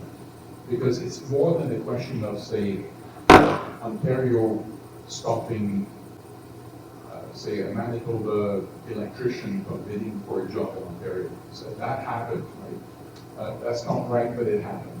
But it's more than that. Did you know that in a lot of cases, what is stopping trade between provinces are the local regulations that differ, sometimes quite stupidly, I would say, and I'll give you an example. I'm not picking this up, you can look it up. Did you know that there's a regulation in Ontario that stipulates that toilet seats have an opening in front? There's no such requirement in Alberta.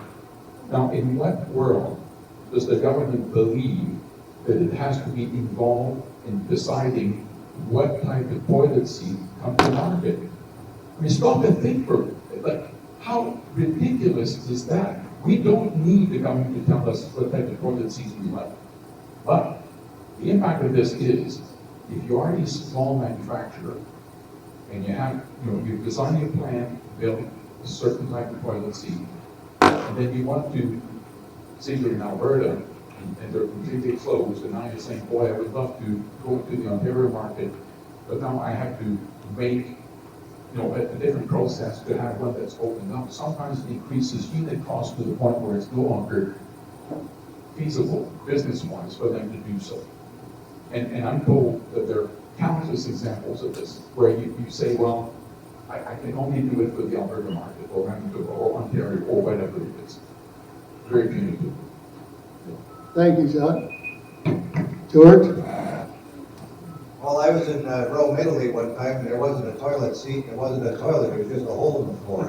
So, anyway, with the trade barrier system, it's inexcusable. We should be able to get a product from each and every one of us across this province. If I can get a bottle of Kentucky bourbon here, then I can get a bottle of booze out of British Columbia or whatever. I can get it easier from Kentucky than I can from there. So I think it's something that has to be looked at, something that the federal government works with the provincial government to get your product to everywhere you can in Canada. Thank you, George. Luann? I think we have a pretty similar answer here. In terms of when we talk about creating the Pan-Canadian food strategy, we will have to be talking to farmers locally so that whatever decisions get made are locally relevant. So we have to have the farmers at the table to make those decisions. It does involve talks between the provincial and federal government, but also making sure that the LFA, CFA, whichever organizations are relevant to their area will be able to speak for the farmers in that specific area. In all together, this will be in order to improve access to healthy food and support food security while also reducing food waste. This will also help in terms of supply chain resilience without affecting supply management, so that in general we can have food sovereignty. Thank you, Luann. Okay, next question, starting with Brian this time.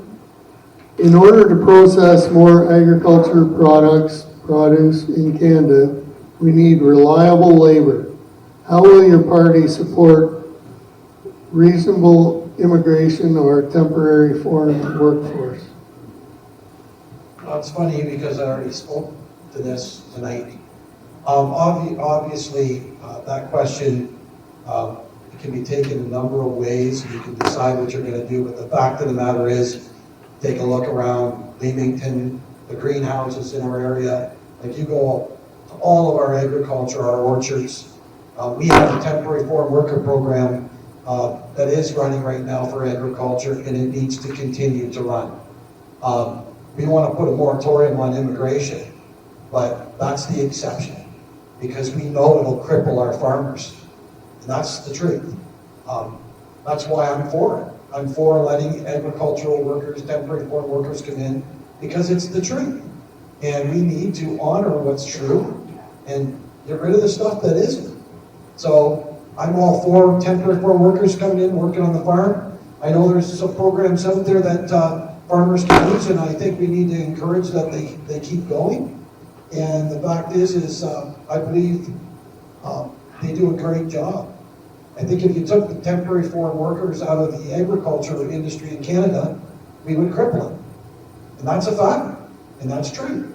So we need to stick with that, and we need to make sure it continues. Thank you, Brian. Mark? Yeah, absolutely, to echo exactly what Brian said. I mean, these aren't just, it's not even just looking at immigrants. When these people come in, they're specialists, they know what they're doing. That's the one thing, whether it's working in Florida or whether it's working in Chatham, whether it's working in Leamington, wherever these people come, they know what they're doing and they're very good at it. When it comes to immigration, obviously there has to be a cap. Like I said earlier, this country's bursting at the seams at 40 million people. But you can bring in temporary people that know what they're doing and help the project. Because like Brian said, if you were to lose the temporary foreign worker, it would cripple the industry. Thank you, Mark. Marilyn? So under the Liberal government, they let immigration get out of control beyond the capacity for housing and medical services. Now, temporary foreign worker program is essential for agriculture, but the bureaucracy associated, every single year you're having to have the same people come back and the same people process. They have made it more difficult for these people to get permanent residency by arbitrarily declaring a cap. And so, we will reduce immigration as a conservative government, but we need to make sure that the immigration we need, which is people to build the country, the trades, service the agricultural sector, help with our aging population, PSWs, and folks that are in the medical professions, paramedics, etc. Those are what we need. What we don't need is people that are coming that aren't going to help in the country and aren't able to pass our security checks. And so we will restore the immigration system to the fair and compassionate system we had previously and balance that to what we can do with housing and medical services. Thank you, Marilyn. John? Our platform at the Libertarian Party of Canada is one of sponsorship. We take the government out completely. If you as an individual or a farmer or a business need worker, or if you want to bring your mom and dad from the old country or whatever, you can do so. However, you have skin in the game. You are responsible for them fiscally and in terms of behavior.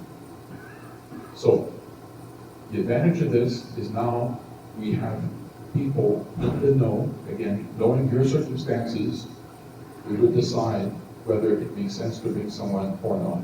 Not a bureaucrat who's thousands of kilometers away who knows absolutely nothing. Moreover, my understanding is that farmers develop a relationship with foreign countries where they know the people, have an understanding of who's available, who's not, where they can bring back people who've been there before, who know the land or whatever. Once again, you don't need approval from the bureaucrat. However, you would be responsible for that. Thank you, John. George? So the question was, do we support foreign workers? You want me to read the question again? Yeah, go again one more time. Okay. In order to process more agricultural produce in Canada, we need reliable labor. How will your party support reasonable immigration or temporary foreign workforce? Okay, I think that we've indicated that before, but the immigration levels have gone too high, and I see that this government now is reducing those levels, and I reiterated that, or I stated that earlier with another question regarding healthcare. So, yes, we do need foreign workers to come here and work in the fields. Delhi is an example of the old days. Leamington has been alluded to here today. Down in Wallsburg in the apple orchards, you have foreign workers working in there. So, yes, of course, I'm supportive of that. Thank you, George. Luann? So yes, the temporary foreign workers are essential for our agriculture here. But at the same time, we do need to make sure that we're working with local agencies to make sure that the workers are aware of what their rights are as well. Because when it is working, it does work really well for everybody.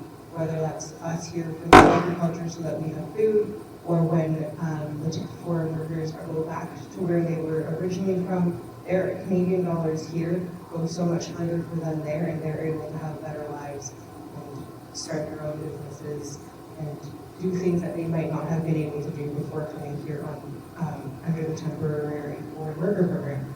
In terms of immigration, 1 in 4 healthcare workers here in Canada are immigrants, and that's only making our system stronger. We also have about 1 in 5 business owners in Canada are immigrants, which is helping our economy get stronger. So we can't be super upset about immigration all the time, because we do have a lot of qualified people coming over with skills that are helping us here. Part of that is also making sure that when we do have people who work in healthcare overseas, to improve our foreign credential recognition program so that we can get more of those healthcare workers working here as well to support Canadian families. Thank you, Luann. Tony?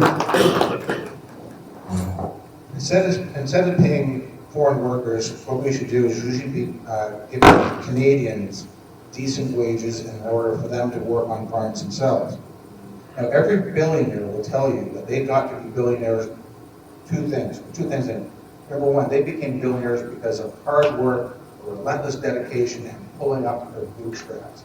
And the other thing they will tell you is that trickle-down economics works. And if you give them, or the government gives them more money, eventually that money will trickle down to the people at the bottom. What I say is we take every penny away from the billionaires and we give it to the farm workers so they can actually earn a decent wage. Now, the reason that will work is the billionaires will now be poor, but they know that eventually all that money will trickle down to them at the bottom, just like they know. And because they have relentless dedication and hard work and they pull up their bootstraps, they'll become billionaires again. Thank you, Tony. Okay, this next question, we're starting with Mark. And it is, with the potential future trade disruptions in the world, would your party support Canadian agriculture products being priced by a Canadian Board of Trade as opposed to the Chicago Board of Trade?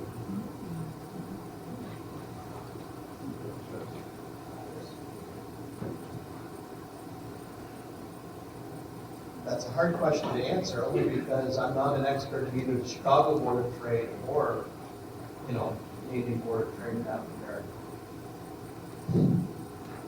The question, and again, I'm not going to go on because I don't have a proper answer for it. But I will say this: at the end of, when it's all said and done, you need proper leadership to negotiate with these people, so that eventually we're going to get out of a tariff war. We're in a tariff war forever. If we're going to be in a tariff war with the United States, I don't want to spoil it for everyone, but we're not going to do well. I mean, we're already the equivalent of Mississippi. It's just not going to work well.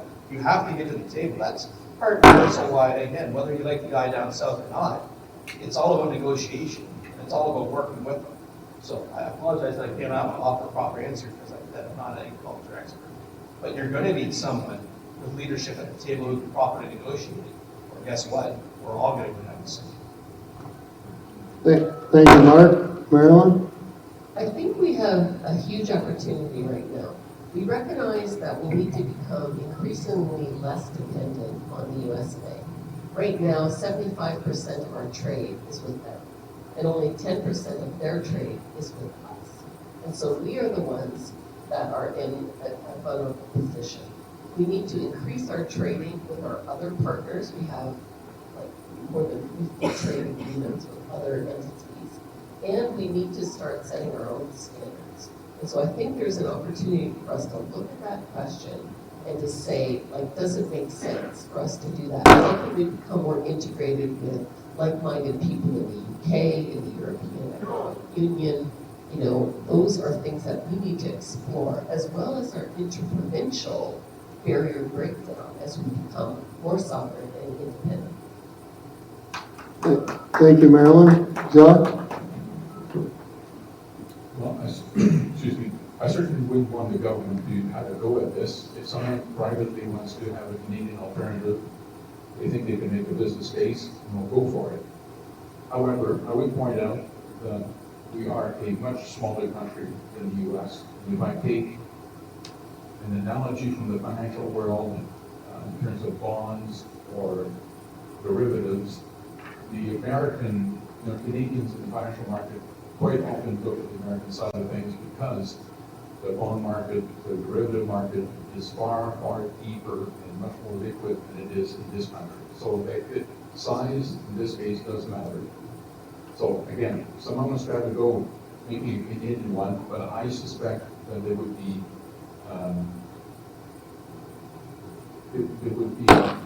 difficulties again because of the lack of liquidity and size.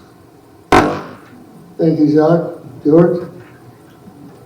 Yeah, again, with apologies, I'm not overly familiar with the Chicago Board of Trade, but I think if they're going to advance the Canadian Board of Trade, that certainly makes a lot of sense.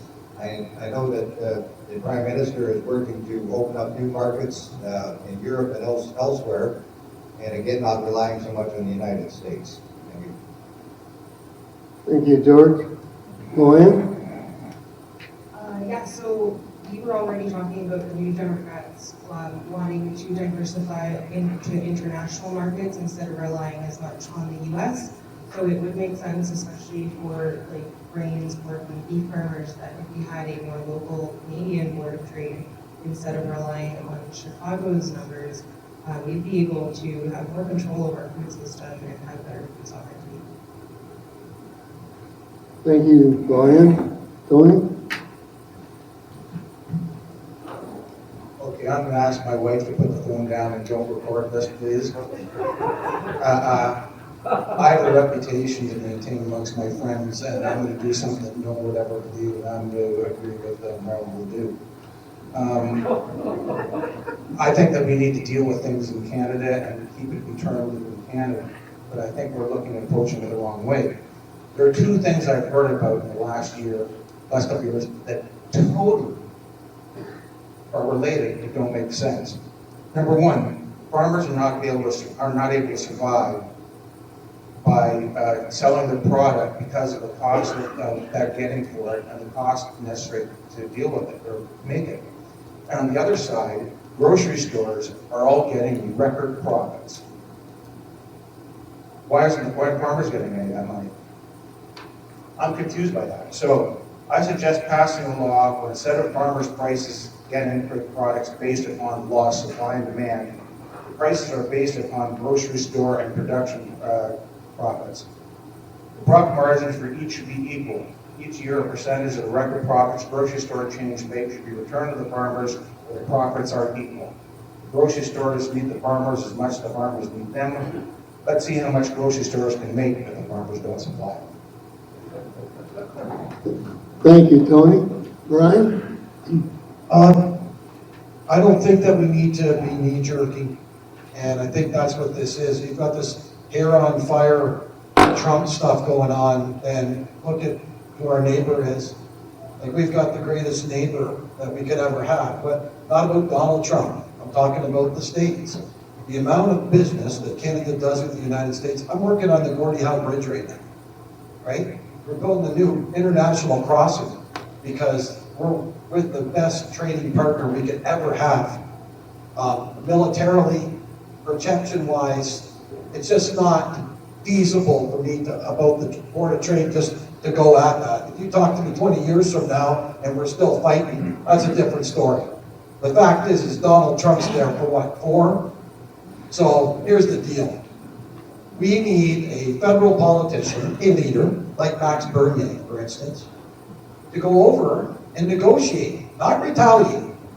Every option this country's had from our leaders has been to dig their feet in and retaliate. Dollar for dollar tariffs. Nobody, not Ford went, but she did, Smith did as well. But none of our federal leaders got on the plane and headed down to Mar-a-Lago or Washington and sat with him. That's what he wants.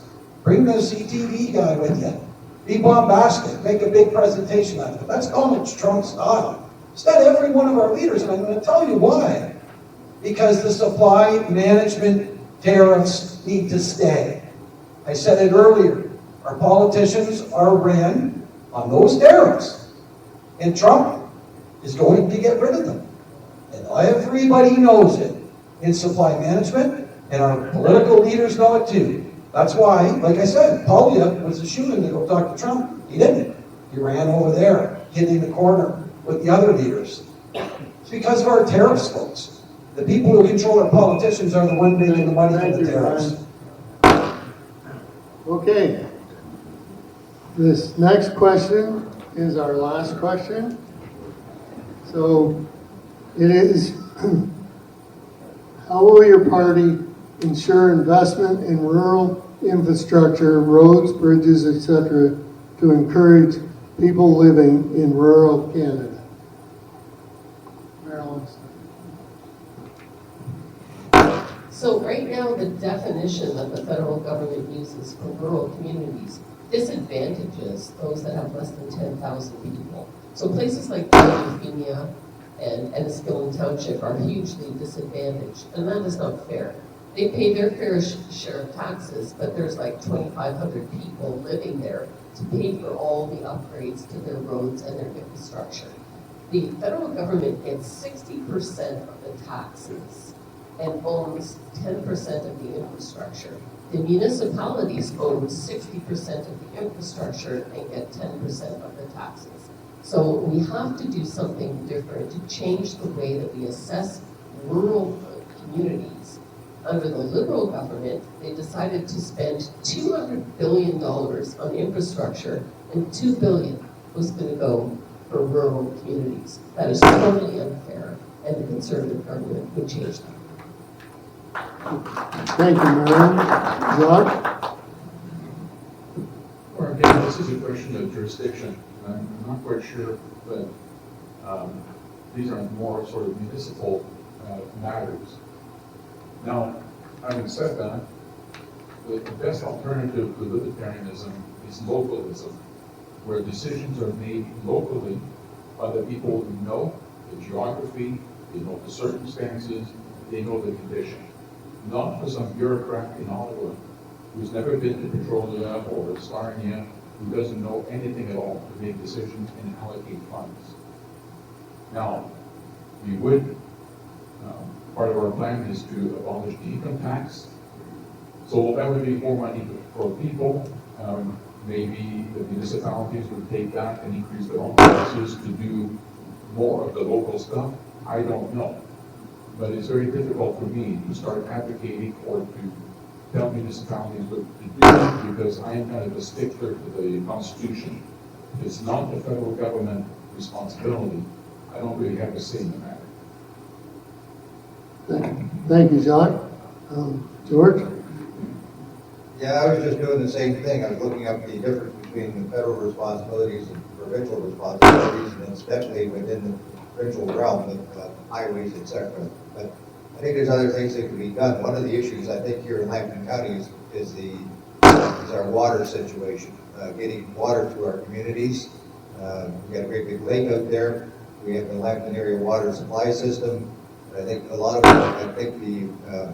going back a few years ago, down in Edie's Mills, they were going to build a big greenhouse, and I don't think it went through because they didn't have a water line that was big enough to supply the water for that greenhouse.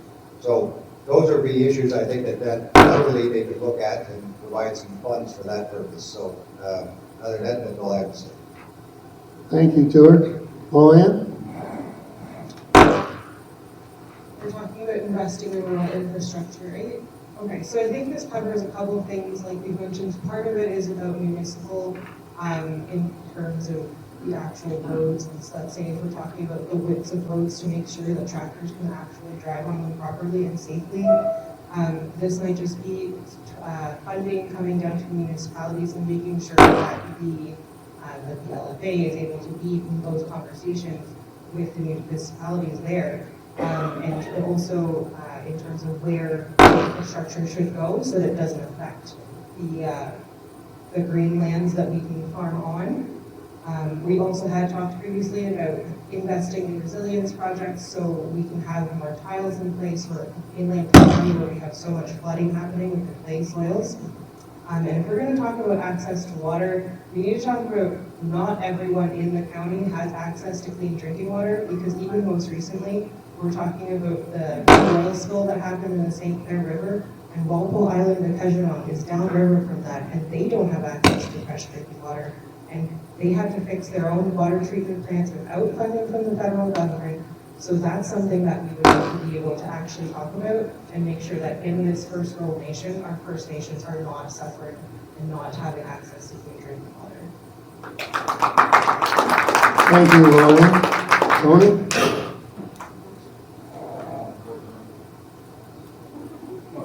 So we're, people here, the other candidates have talked about targeted immigration. It's not a matter of immigrants coming in, it's the right ones.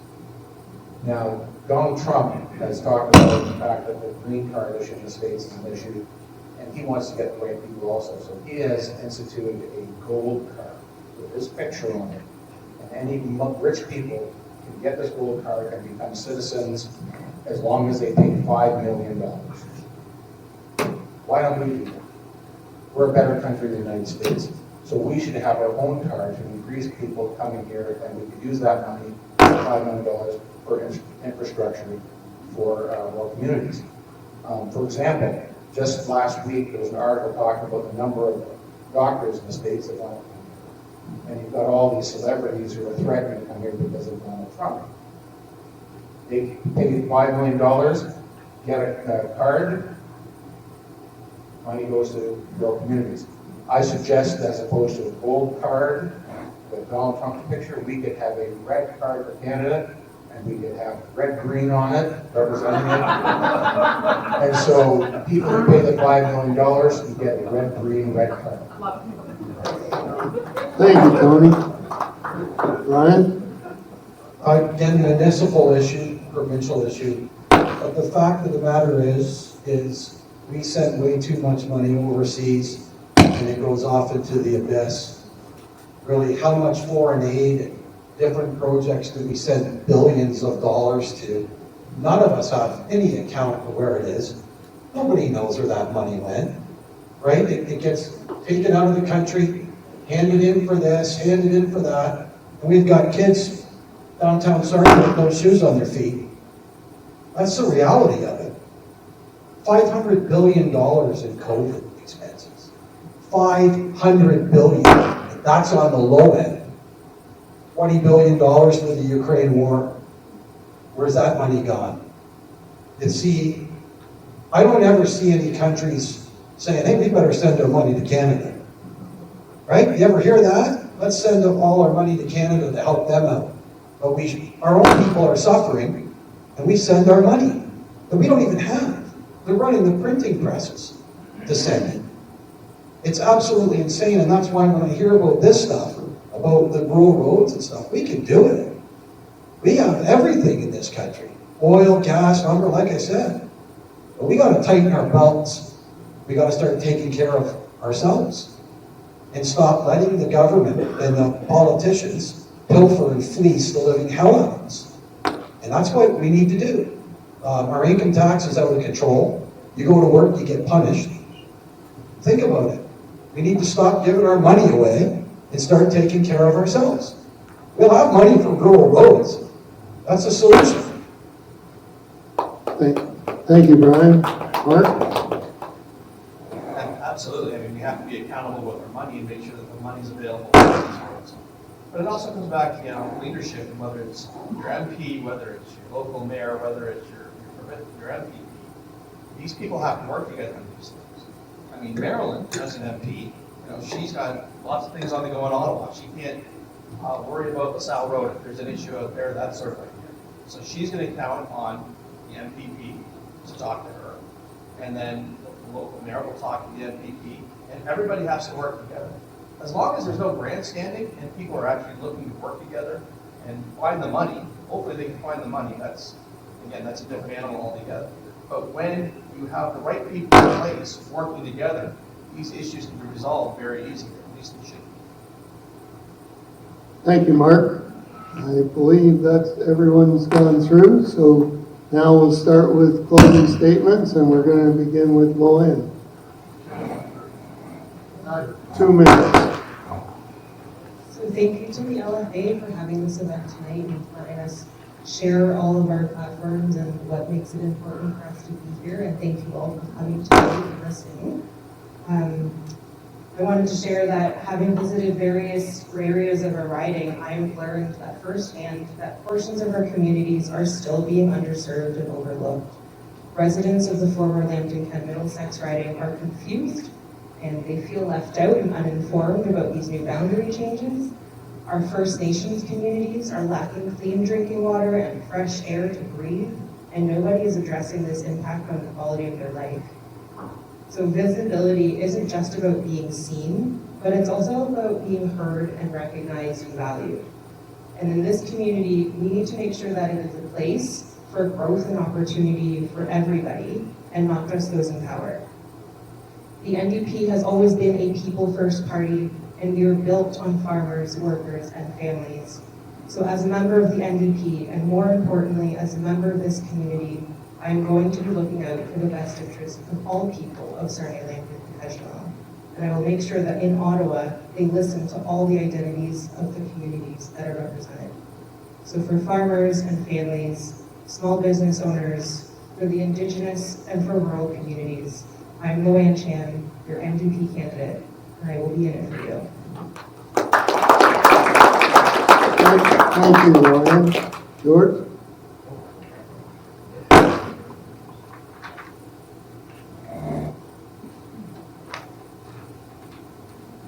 Well, I want to thank everybody for being here tonight. I want to thank the organizers and also all my fellow candidates here. Without you, we wouldn't have had this very informative conversation that we all need.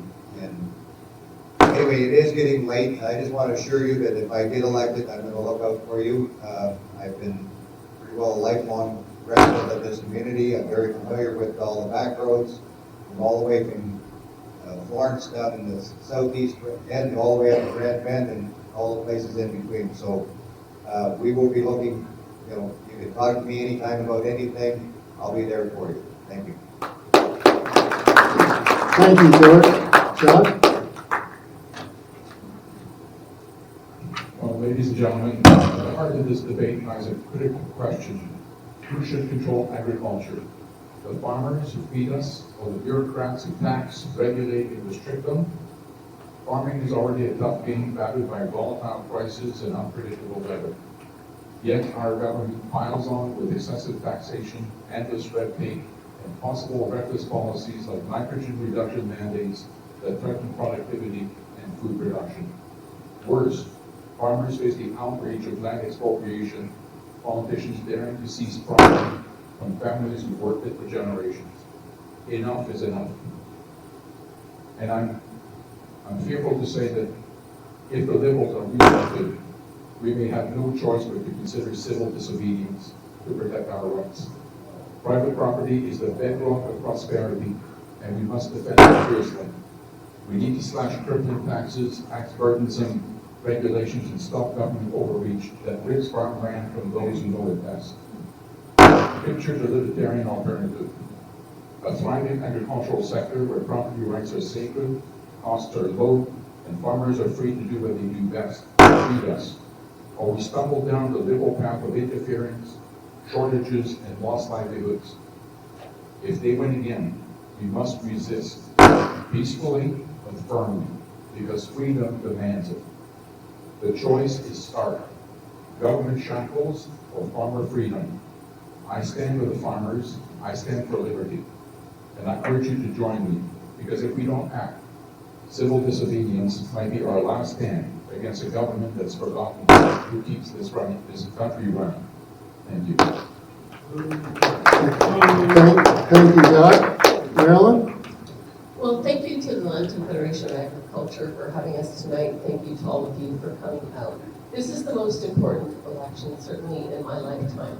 And I would ask that tonight you don't forget the 10 years of Liberal government and what they have done to agriculture. The carbon tax, the clean fuel tax, tariffs on fertilizer, reductions on fertilizer, the regulations, the auditing, and the punishment that has gone on and on. If they get back in, Mark Carney was the economic advisor for the last 5 years. He's part of creating this disastrous mess, and they will continue with these disastrous policies. And it's only the common sense conservatives that are going to axe the tax for everyone on everything, including clean fuel standard, and address the tariffs, not just on fertilizer, but with gas, and make sure that we have food security here in Canada, that the family farm will be protected, that we will not go ahead with a capital gains tax increase, but in fact, we will make sure that every dollar of capital gains that you get, that's invested again in a Canadian business or farm, is totally tax-free. That is the choice before us. We are going to unite Canada underneath our patriotic flag. We are going to bring Canada first for a change. And I ask you to vote for me on April 28th or at the advance polls or every day at the returning office, 275 Wellington Street, Maryland Lodging, Canada First for a Change. Thank you. Thank you, Marilyn. Mark? Shout out to the Federation of Agriculture. Thank you for having us again. Shout out to my fellow candidates. It's been great to spend time with you guys again. And thank you to all of you for being here tonight. My libertarian friend Jacques brings up a very interesting point. When he talks about freedom, freedom in this country is not what it used to be.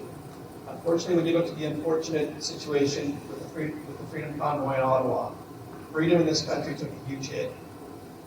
And then there was silence. Nobody did anything. People went there and peacefully protested, and then they were beaten down, and nobody said anything. Not one of the legacy parties did anything. They just sat there. They will kind of say, yeah, we're kind of with you, but unfortunately the legacy parties are in business for the legacy parties. They are looking to take care of themselves. We're going to say a bunch of nice things, but the moral of the story is Ottawa is a bureaucratic machine, and whether it's a conservative, whether it's an NDP, or whether it's a liberal, they are there to take care of the machine, and the machine will keep rolling. They've already gone after the middle class. They've almost wiped out the middle class. Pretty soon they're going to wipe out the church. They're going to go after the church and their tax money. There isn't anyone, whether it be a farmer, the church, the middle class, the bureaucratic machine in Ottawa is coming for everybody. So, without being overly dramatic, this is the most important election of all time. Of course it is. Every election's important because leadership matters. And when you don't have good leadership, there's consequences for it, as we found out after the last 10 years. So on April 28th, vote for more and send change to Ottawa and send Ottawa a true message. Thank you, Mark. Ryan? I just want to thank the Federation for inviting me and for everybody being here, other candidates. I want you to keep something in mind. We just watched a 30-point swing, Pierre Poilievre to Mark Carney. Unprecedented. They had Trudeau where they wanted him, a guaranteed majority government, and they shoved him out. They could have waited 3 more months. We've had him for 9 years. They could have went into an October election and the Conservatives would have ran with the majority. Think about this. Stephen Harper appointed Mark Carney in 2008 as the governor of the Bank of Canada. You really think it's a coincidence that he's leading the Liberals now? Think about that for a minute. David Johnson, same thing. Harper's Governor General asked the Queen. He was supposed to look into foreign interference for Justin Trudeau. Pay attention to the game that's being played on us all. That's all I'm going to ask you tonight. And I'd like to say thank you for all being here tonight. As your PPC candidate, I stand for freedom, fairness, and a thriving future for Lambton's farmers. We'll slash red tape, eliminate burdensome regulations, so you can focus on farming and not paperwork. We'll fight for fair trade deals and prioritize Canadian agriculture over foreign interests. That's the issue. We were told there's names. We didn't get those names. Now it's all disappeared, the foreign interference. Who are they? 338 MPs. Which ones are those names? I don't know. Who do you know is clean and who isn't? It's the truth. You could be going and voting for an incumbent that's on that list. We need to stand up for Canada. Take the local candidate. I'm asking you to give me your vote. Tell the truth. I'll be honest up in Ottawa for you, and I'll go to bat for you. I'll die there for you if I have to. Thank you. Thank you, Brian. Tony? When my daughter was in grade 7, Lambton Centennial School was the only time that they actually had more than 400 students. 13 years later, I was principal of the school, and there were 215 students. When my daughter was there, over 70% of the students were from family farms. When I was there, less than 50% were from family farms. During my time working for the Board of Education, 6 rural schools were closed, and there are many more on the chopping block right now. The loss of the family farm hurts communities, rural communities, in ways city people don't understand. This is just one example. When my father-in-law was working the farm, he was able to make a living for his family, just working the farm. My brother-in-law has the farm now, and he had to work as an RNA at a small hospital in order to make ends meet. It's wrong that the people who work the farms, who provide the sustenance for the people in Canada, can't survive with doing the work that they do. I don't have the answers, because I don't have a political backing in the national party and campaign managers like these people have. I don't have the answers. But I know whomever represents you in Ottawa, they owe you to do better. I honestly hope you find someone here that you believe will help you. And if you do, vote for them. And no matter who wins the election, I hope you hold that person's feet to the fire. They need to show up for you. One of the Rhinoceros Party's promises has always been, if elected, we promise to do what every other politician does and not keep our promises. You've had to deal with this with politicians too long. Don't let it happen again. But if you're convinced that no one here is doing the job for you, consider voting for me. Not voting is a sign of surrender. It allows the government to ignore you. Don't let that happen. So if you think that politics is a joke and Parliament is a circus, vote for the clown. Well, I'd like to thank everyone for being here, and especially for these people, and for them in this busy time to come forward and talk to us, and for putting themselves out there to help run our government and put their name out front to step up to take that challenge. I have some dear friends that's family and friends are losing their lives to have the right that we take for granted. So let's make sure that we do get out and vote on voting day. There'll be some coffee and cookies and whatnot, so hopefully we can mingle and have a social time. Thank everybody for coming.